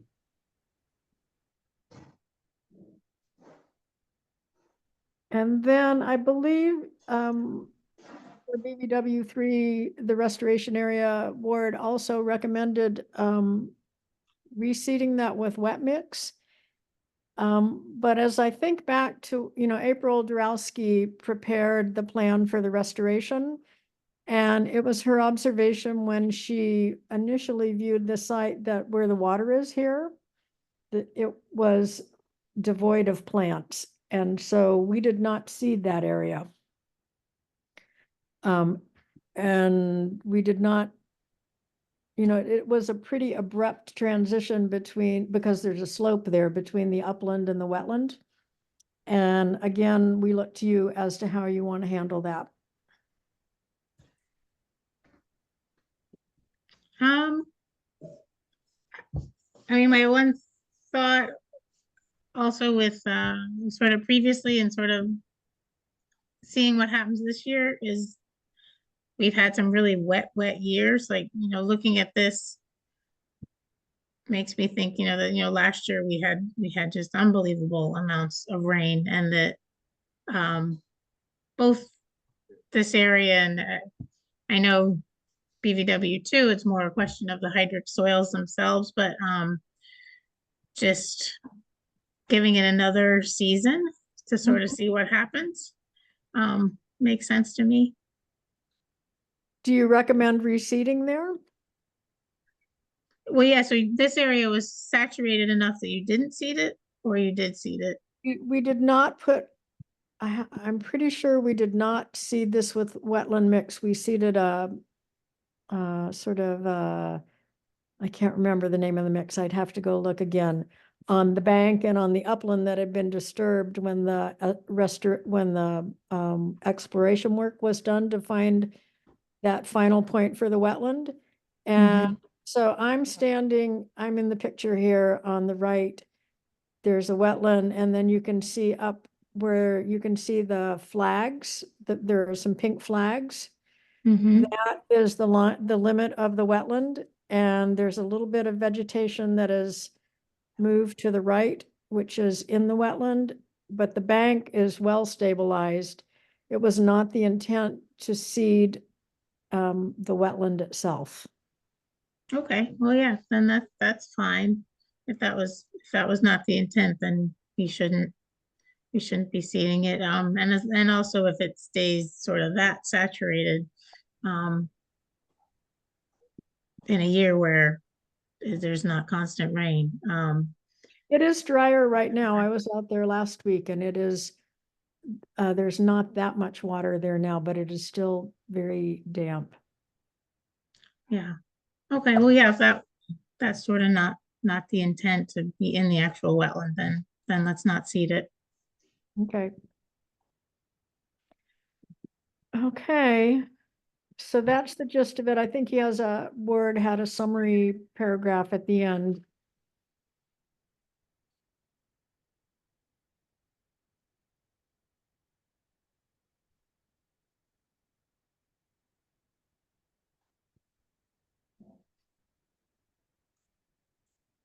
Okay.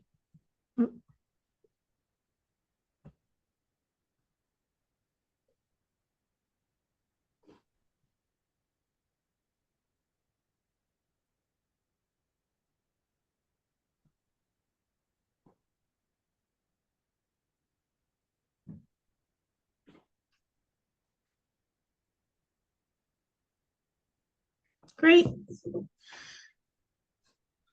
Thanks for the update. Okay, so we can wait and talk with you about native plants and the landscape plan next week, or in 2 weeks when you meet again, if that is okay. That's fine, yeah. Let's get you on the agenda. Let me stop sharing. Carrie, what does our agenda look like for the 27th? So the only thing I have scheduled right now is the request for a minor administrative approval for 5759 Shore Drive.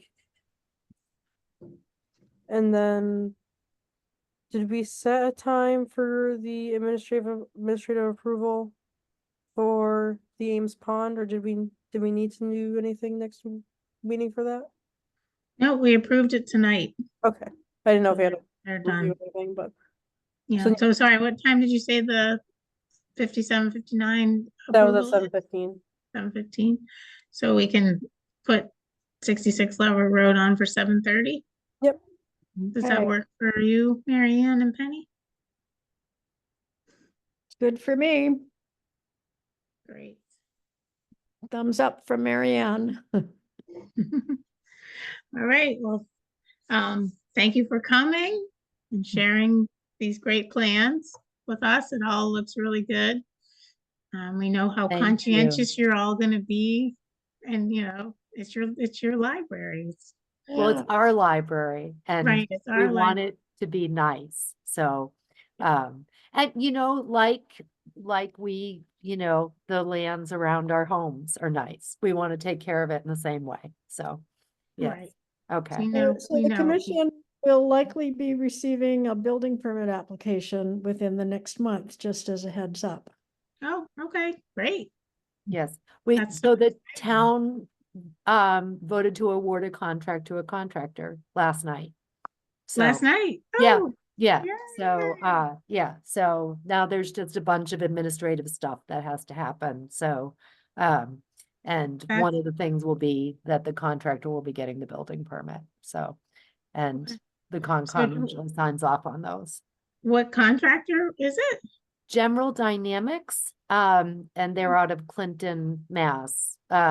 So they were the lowest bidder and they are certified and put in a complete bid and have good references. So, That's so yeah. exciting. That's so Yeah. great. It's all coming together. It is. All It is. coming together. Yes. There's just yes. a little bit of effort. Yes, just a little bit. Yes, okay. So, yes, okay. All right, well, great. Thanks for coming. We'll see you in Thank 2 you. weeks. We'll see you in 2 weeks. Great. Okay, Good night. bye-bye. Night. Okay.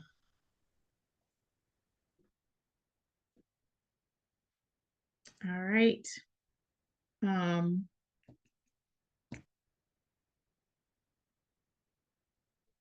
Item 8 on our agenda is 70 Lake Drive. So this is a hearing. I need to open this hearing. I will open this hearing. This hearing for 70 Lake Drive. This hearing is being held as required by the provisions of Chapter 131, Section 40 of the General Laws of the Commonwealth, an act relative to the protection of wetlands, as most recently amended, and the Town of Shutesbury General Wetlands Protection Bylaw. All right, so who is here to present 70 Lake Drive?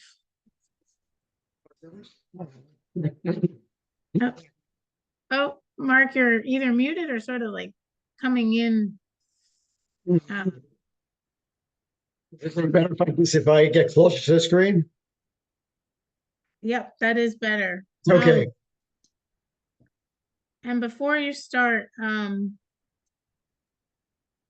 so Bob is gonna have to recuse himself because he's in a butter.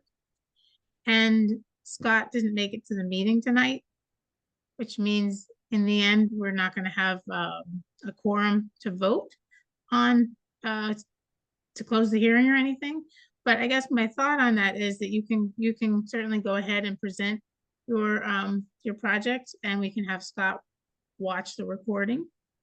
And so that hopefully then by 2 weeks from now, we'd be able to actually vote to sort of close the hearing and that kind of thing, if that's all right with you, Mark.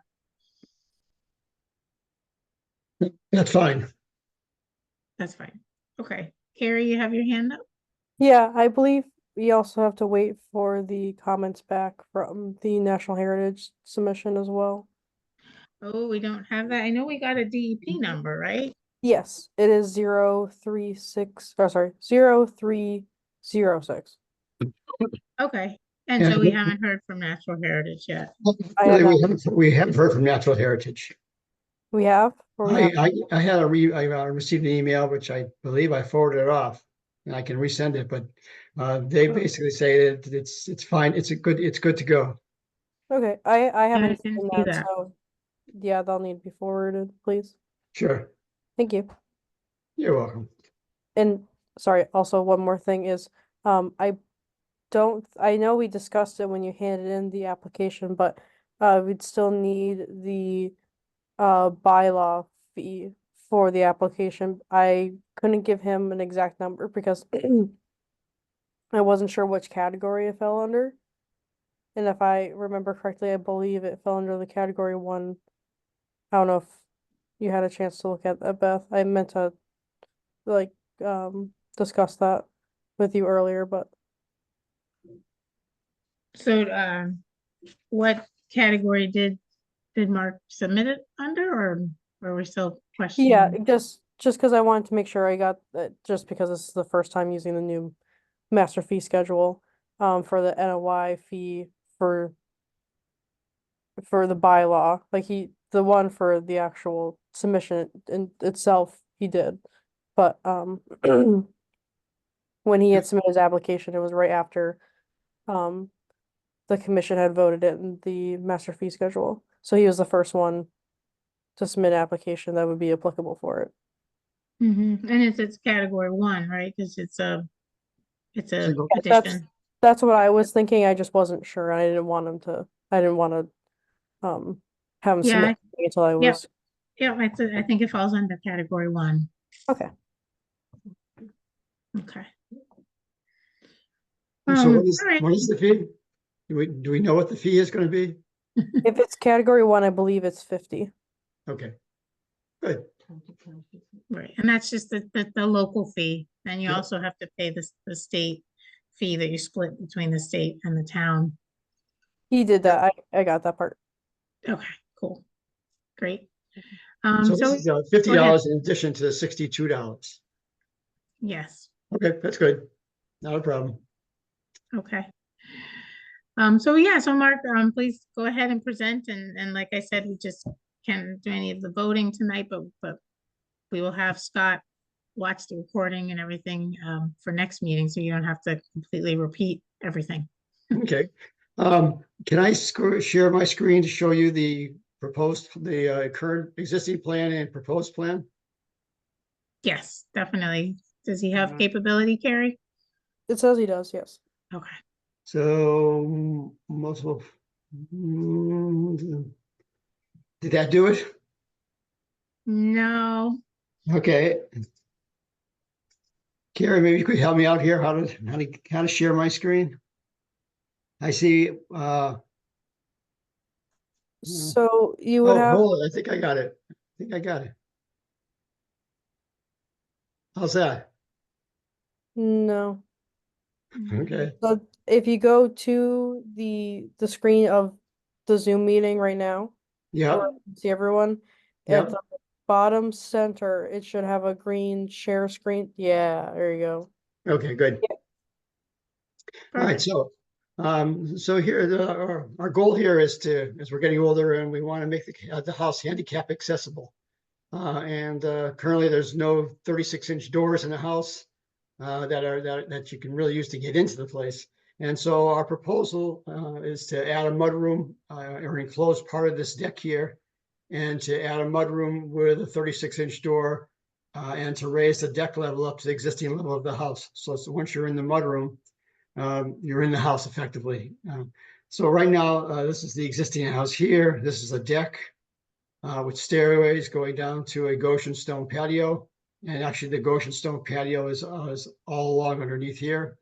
And so that's what we currently have. This is just deck here and house. So I'm going to go to the next screen, the proposed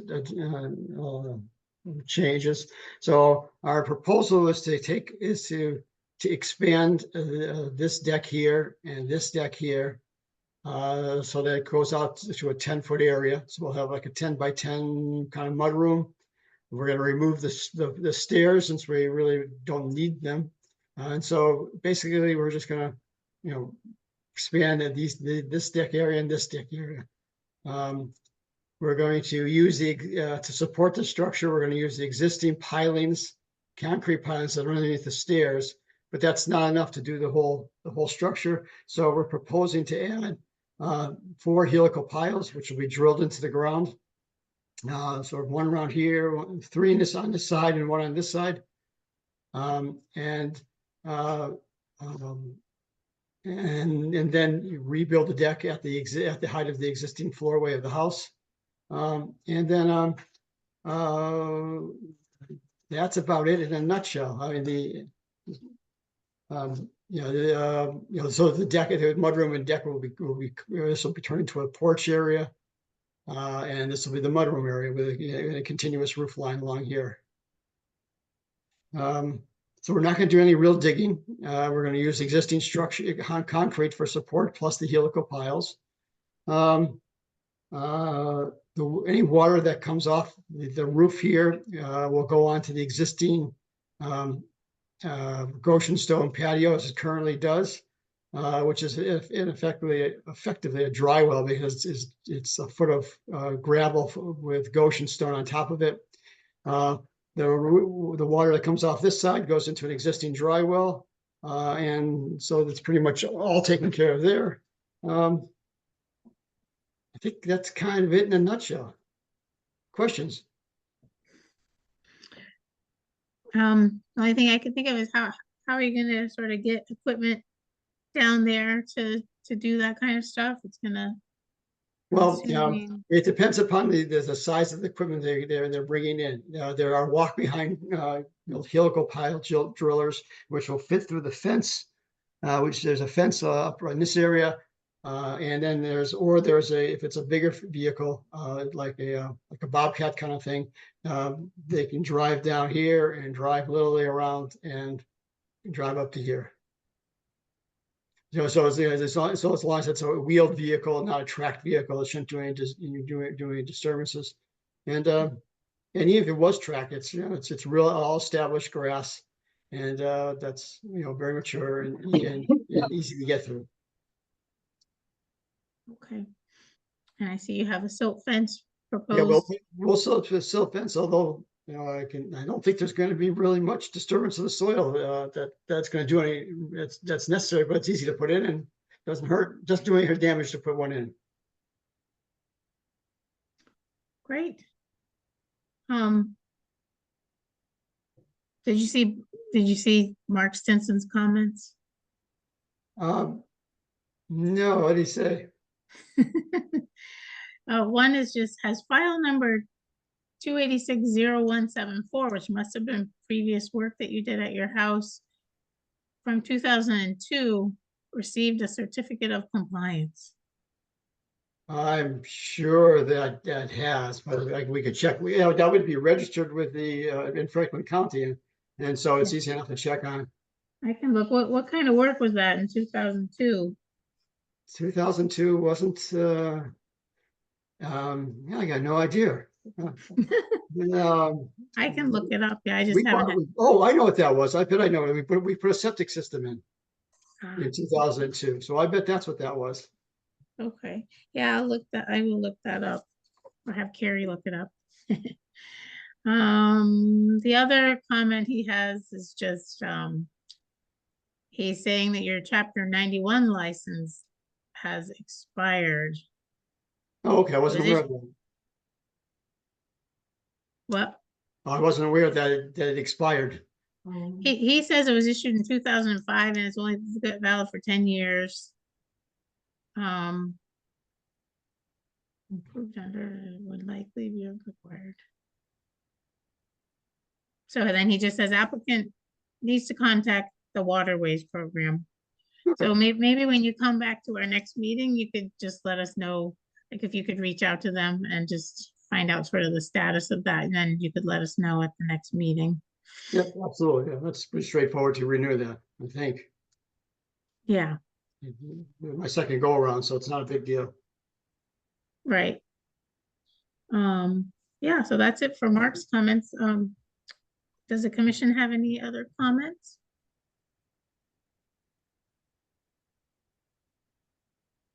No. It seems pretty straightforward to me. Yeah, I guess we'll have to still wait till the next meeting and have Scott brought up to speed so that he can be our third vote. Okay, sounds good. That'll give me time to check into the 91 license. Yes, that would be great. All right, so Carrie, when can we get this on June 27th meeting? The last thing we just added on was the library at 7:30. So anytime after that. All right, I like putting them right in order, just in case something gets canceled or something. So how about 7:45, Mark? Sure.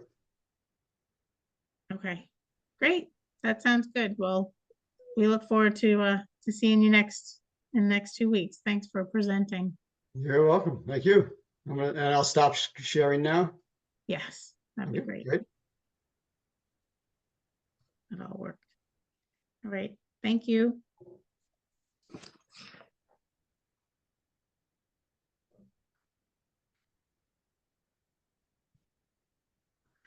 it's getting late, 9:24. We got one more thing. Item 9 is 36 South Laurel Drive, Last Star Camp.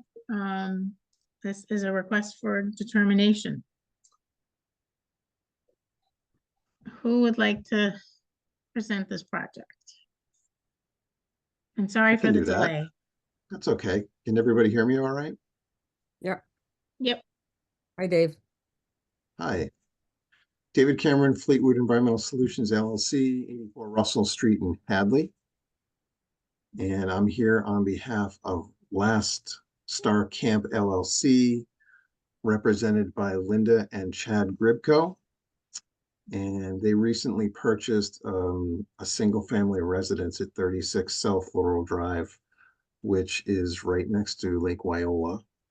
And my understanding is they were given a 6-month period from the Shutesbury Board of Health to figure out what to do with the septic system in terms of reconfiguring or using that structure as a residence. Again, it hasn't been lived in for some time.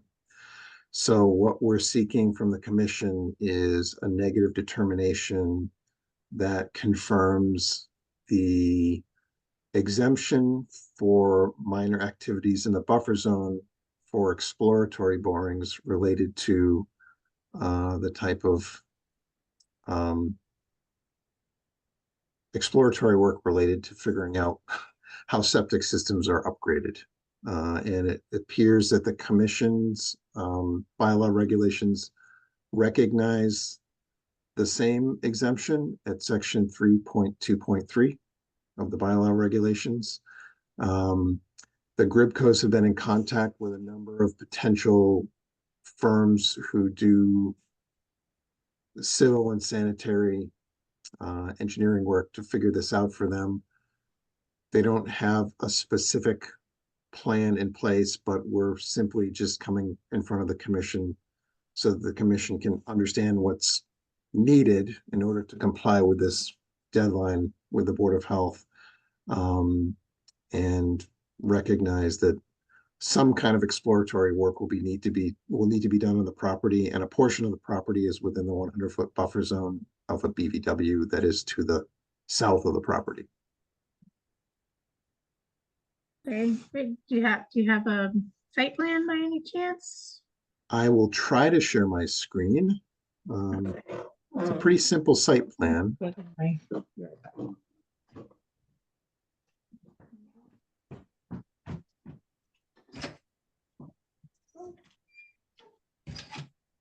can't I get it here?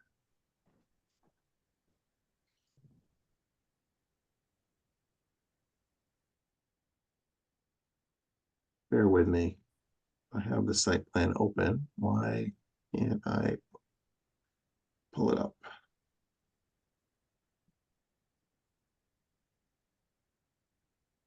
There it is.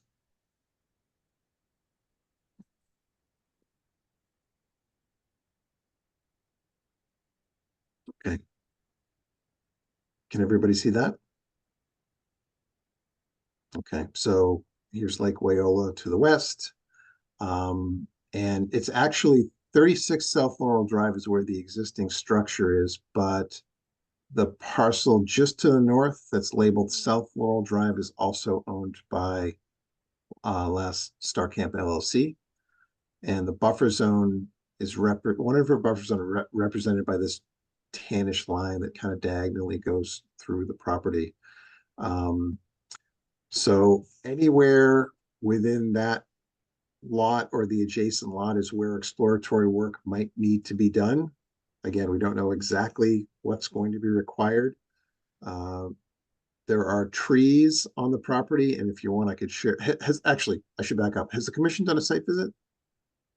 No, we haven't. Okay. That was sort of my mistake in not scheduling one of those. It's been a very busy week, so we haven't That's been okay. there. It's, if there are no questions on this plan, I can actually toggle back and forth between this plan and some photographs that we took to give you a sense of what the property looks like. It's a tiny, tiny piece of property, or collectively, the properties are tiny. Again, the house has been vacant for some time.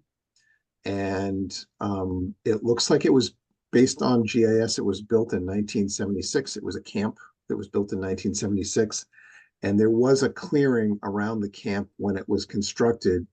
But it looks like it's been vacant for, I don't know, roughly 10 or 15 years.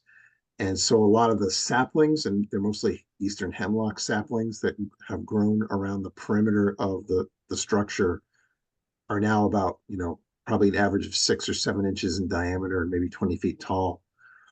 And it's pretty thick, and certainly some trees will need to be cleared to get in and, do whatever needs to be done, whether it's with a Bobcat size piece of equipment or something else. Let me see if I can pull up photos. Bear with me a minute here.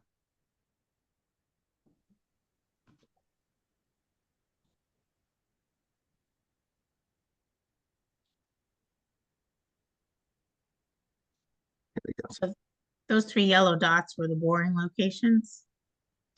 No, again, we don't know precisely where the boring locations are going to go. What we're seeking is just confirmation from the commission that doing borings in the buffer zone is a minor exempt activity. So it could happen anywhere on the property where there's buffer zone. And it's possible that no borings will be done at all. We just don't know. We've got this, my client has this deadline with the Board of Health, so we're just trying to keep these planning activities going. And they recognize that if or when they want to reconstruct or put an addition on or do any upgrades to this structure, that they'll have to come back in front of the commission with an RDA or a notice of intent. But this is we're just in the planning phases right now. Okay. So this is a view of the structure from South Laurel Drive, first photo.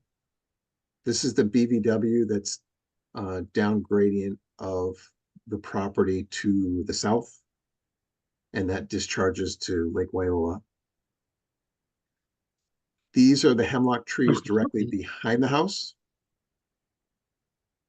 And these are the hemlock trees directly north of the house, just to give you a sense of the size and the density of the vegetation.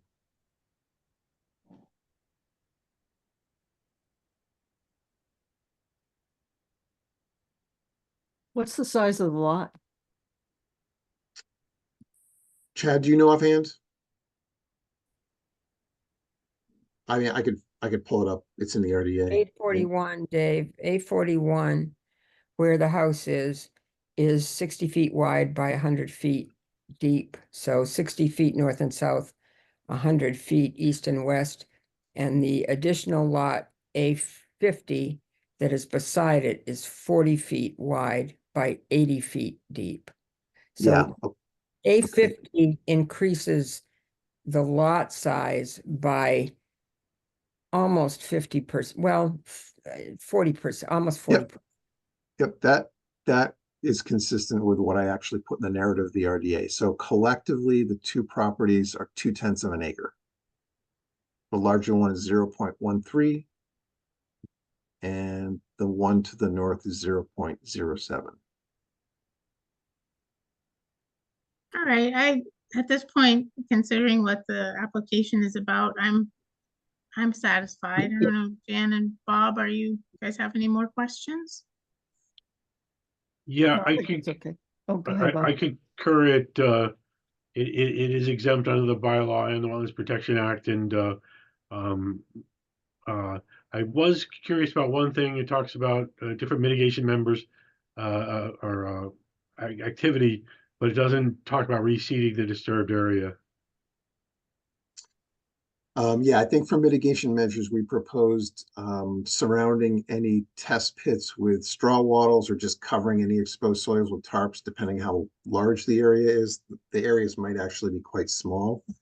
I didn't propose loaming and seeding only because I presumed that subsequent to that, there'd be something done in terms of upgrades to the property and the house.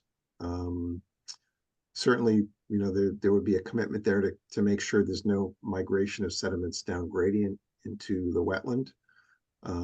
But I don't think there's a problem with loaming and seeding if there's going to be a span of time in between, you know, phase A and phase B.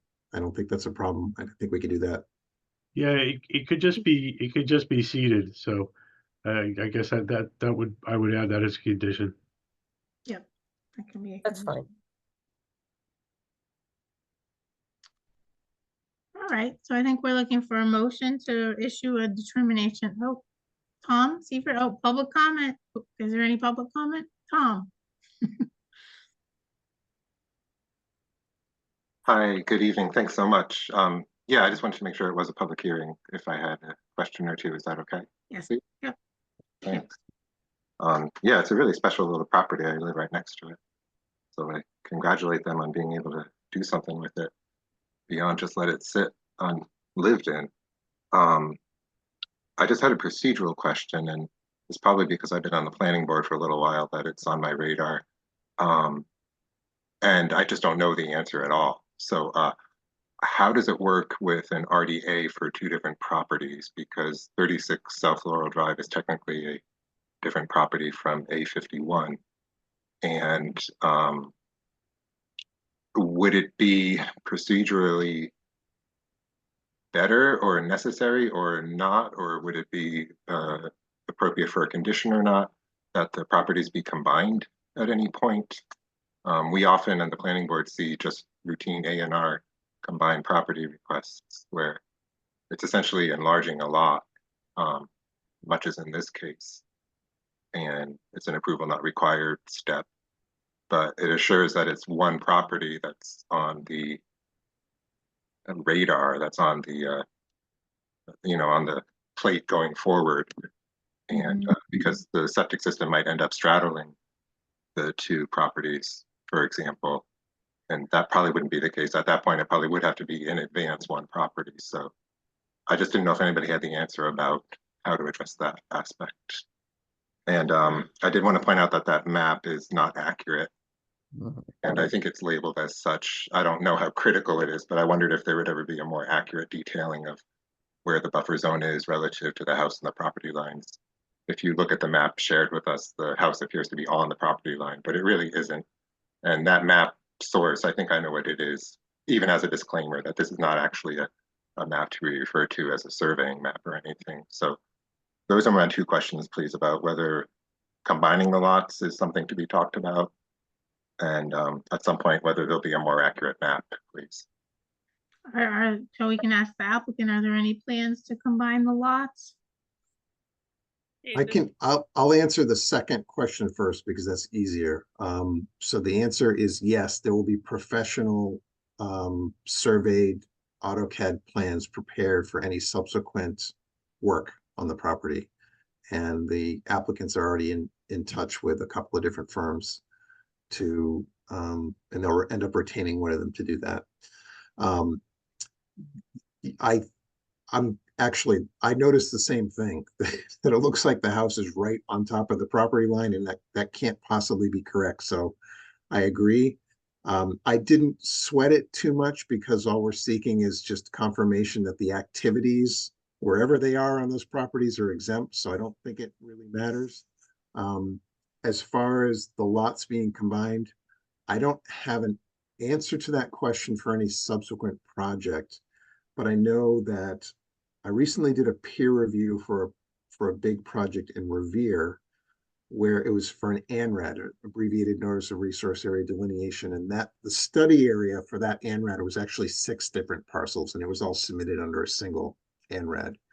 And DEP didn't have any negative comments about that. So procedurally, I don't think it's a problem at this stage to present those 2 parcels as the collective study area for the negative determination we're seeking. But you raise a good question for the future project. Yeah, I guess, well, for a present question too, it would be, is this an RDA for 2 properties? And is A50, is there justification for going into A50 for the exploratory boring since it was never part of the property?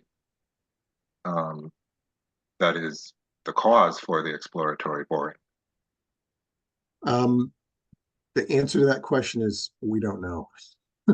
Right? It all depends on what the sanitary engineer says in terms of what the options are for subsurface sewage upgrades.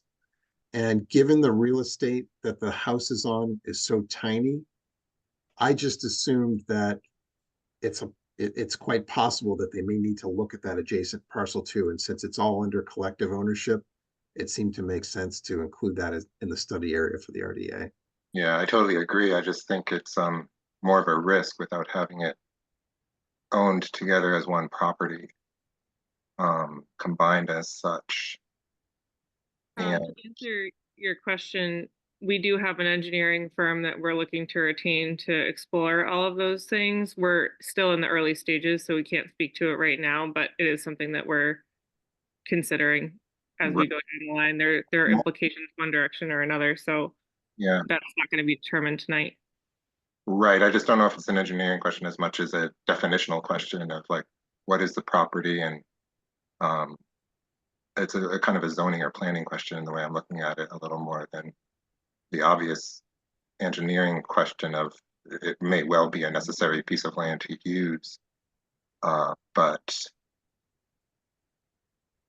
if it had been two different owners, you would need a separate RDA for it because it's a separate property.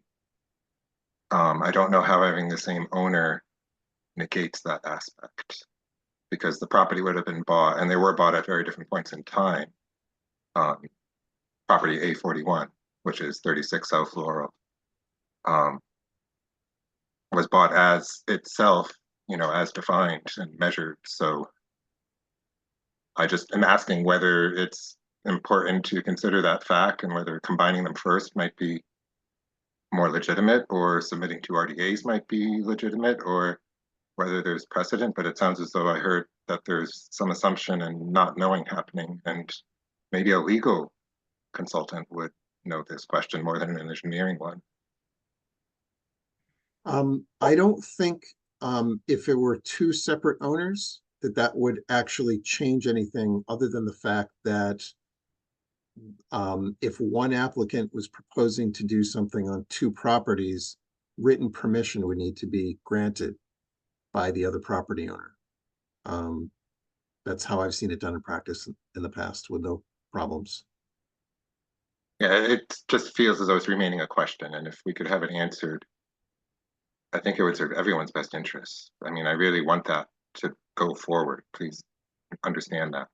I understand how not following procedures can have a haunting effect, sometimes in unseen ways, even decades later. So I just wanted to voice the concern, and maybe there will be an acknowledgement that there's being a step made forward without really knowing if that's the best way to do it, to put it one way. Linda, you have your hand up? Yeah, I think there's a precedent around the lake for having septic systems on different property, different lots owned by the same person. Tom, your septic system is across the road. But it's the same property. It was combined officially, like the parcels weren't always the same property, but there's a combination process of connecting different that are currently taxed differently and treated differently by the registry of deeds and whatnot. Different notices are sent out independently for the two properties until they are, it's just called combining, until they are combined with an A&R through the planning department. It's kind of like the opposite of a subdivision. It's kind of an acknowledgement that this is a changing of lot parameters, but it doesn't count as a subdivision. So therefore it is a no approval required situation. But it puts it on record that this happened, and it allows the property then to function as one property under one owner, as opposed to two properties under one owner, which is a different scenario, is all I'm saying. It's quite routine, and yes, it is around the lake a lot, but it's only in the case of lots that have been combined into one property under one owner. Okay, we'll investigate. Yeah, Beth, I'm not sure that this issue is an issue for the Concom. They're just looking for the ability to make these borings, and they own the property. Right, I think what, right, I think what Tom is saying is that when you issue a permit, you really are supposed to issue a permit for one parcel, one designated parcel, one address, one parcel.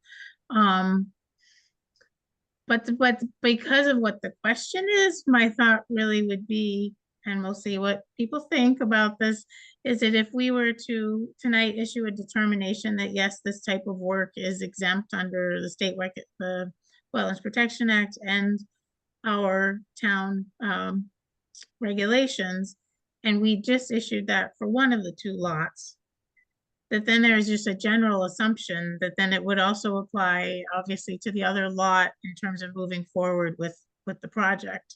Because that's almost what you're asking with this RDA, is sort of like, if we're going to do this type of work, is it exempt? And the truth is that it is exempt, but we could Yeah. issue it tonight under one of the two parcels. That's actually, that may be the easiest way to do it. If there's an open question about this, I mean, the study area has been defined as both lots, but the RDA that was submitted is really effectively a very fancy notification letter to the commission saying, hey, we're going to do this work, it's exempt, but we'd like you to confirm that in writing, please. Right. So we'll confirm it under one lot, and if it's Right. confirmed under one lot, then you can make the assumption really that, Right. that it's okay for, which is fine. So, Right. so why don't we pick a lot? Which lot would you like this determination to go with? I think the one that the house is on. And which one is that? That's That would be, bear with me. A41. Yeah, map A parcel 41. okay. All right. I hope that helps, Tom, for you to. Yes, Tom. Spell out what the assumption means about doing it going forward. Will there be another RDA for A50 if necessary? Or how will the notification about work on A50 if they're not combined? To me, my thought is that they were really looking to find out if this type of work is exempt by asking for the RDA, and they have found out that it is, which also qualifies for any other lot really in the entire town. If somebody wants to just do exploratory borings that are eventually, the way it says it in the regulations is that exploratory work, including borings that are going to support future applications, meaning a future NOI for a septic system or a house, those have always been exempt under the Wetlands Protection Act, and now our new regulations also exempt that activity as long as it's in the buffer zone. It has to be in the buffer zone. So that was really their question, and we're going to answer it for this one parcel, but now they know that really that really qualifies for anybody in town. Would it be worth writing it down that should the work need to continue on to A50, there's an assumption made that it would qualify without having to apply for an RDA? Because I'm not quite understanding why it wouldn't just be solved by a separate RDA as opposed to just it. Like, I understand it, but it's like an unwritten agreement, and can it just be written out? Well, I mean, I guess the point is that they didn't even really have to be filing the RDA, but they did file one to find out what the answer is. And so technically now they know that answer. So for the other parcel, they know that that work is already exempt. They don't need to file for it. Does that make sense? Yeah, it's new to me as well. I thank you for thinking about it, and let's hope that this is a perfectly legitimate and good solution. Helps everyone go forward. Thank you. Yeah. Certainly, if they came back with any proposed work that was a notice of intent or something, they would need to combine those two parcels together into one lot or submit two separate notices of intent or RDAs for actual work. But this RDA was just to ask a question, really. Yeah. And so it can be answered for one parcel and then you know the answer for the other parcel. Lois Brown So, put it out I where see it. appreciate the support and the education I've gotten just now. So yeah, thanks. I think this is a great way to Okay, get you this. great. So we need a motion to approve the determination of applicability, stating that these exploratory borings are exempt under both the state regulations and bylaw and the town getting tired bylaw and regulations. So moved. I guess we had the condition to loam and seed. That was All one right. condition that we'll add to it, but Seating is fine for me. okay. All right, second? I second. Okay, Douglas, Aye. Rowan, Aye. and Wilson, aye. All right, thank you very much. We'll get that determination out to you at some point next week. Thank you very much. Okay. Thank you very much. Have a good night. You too. You too. All right, it's late. I Late. think my one thing I want to say is site visits. I'll be sending out emails about doing a couple site visits, and we'll coordinate some stuff for maybe next week. And just let me know what your schedules are. I know, Bob, your schedule is really busy, so I'll just send out some potential times and dates and we'll figure something out. Okie doke. Yep. I am doing some traveling, but I'd be delighted to come along and visit. Okay, great. I think that is everything. Do either of you have anything else you want to share, or are you ready to go? I'd like to make a motion to adjourn. Second? I second. Okay, Douglas, Aye. Rowan, Aye. and Wilson. Aye, good job tonight. It was long. Thanks, But we everybody. got a lot. Thank Good night. you. Good night. Good night.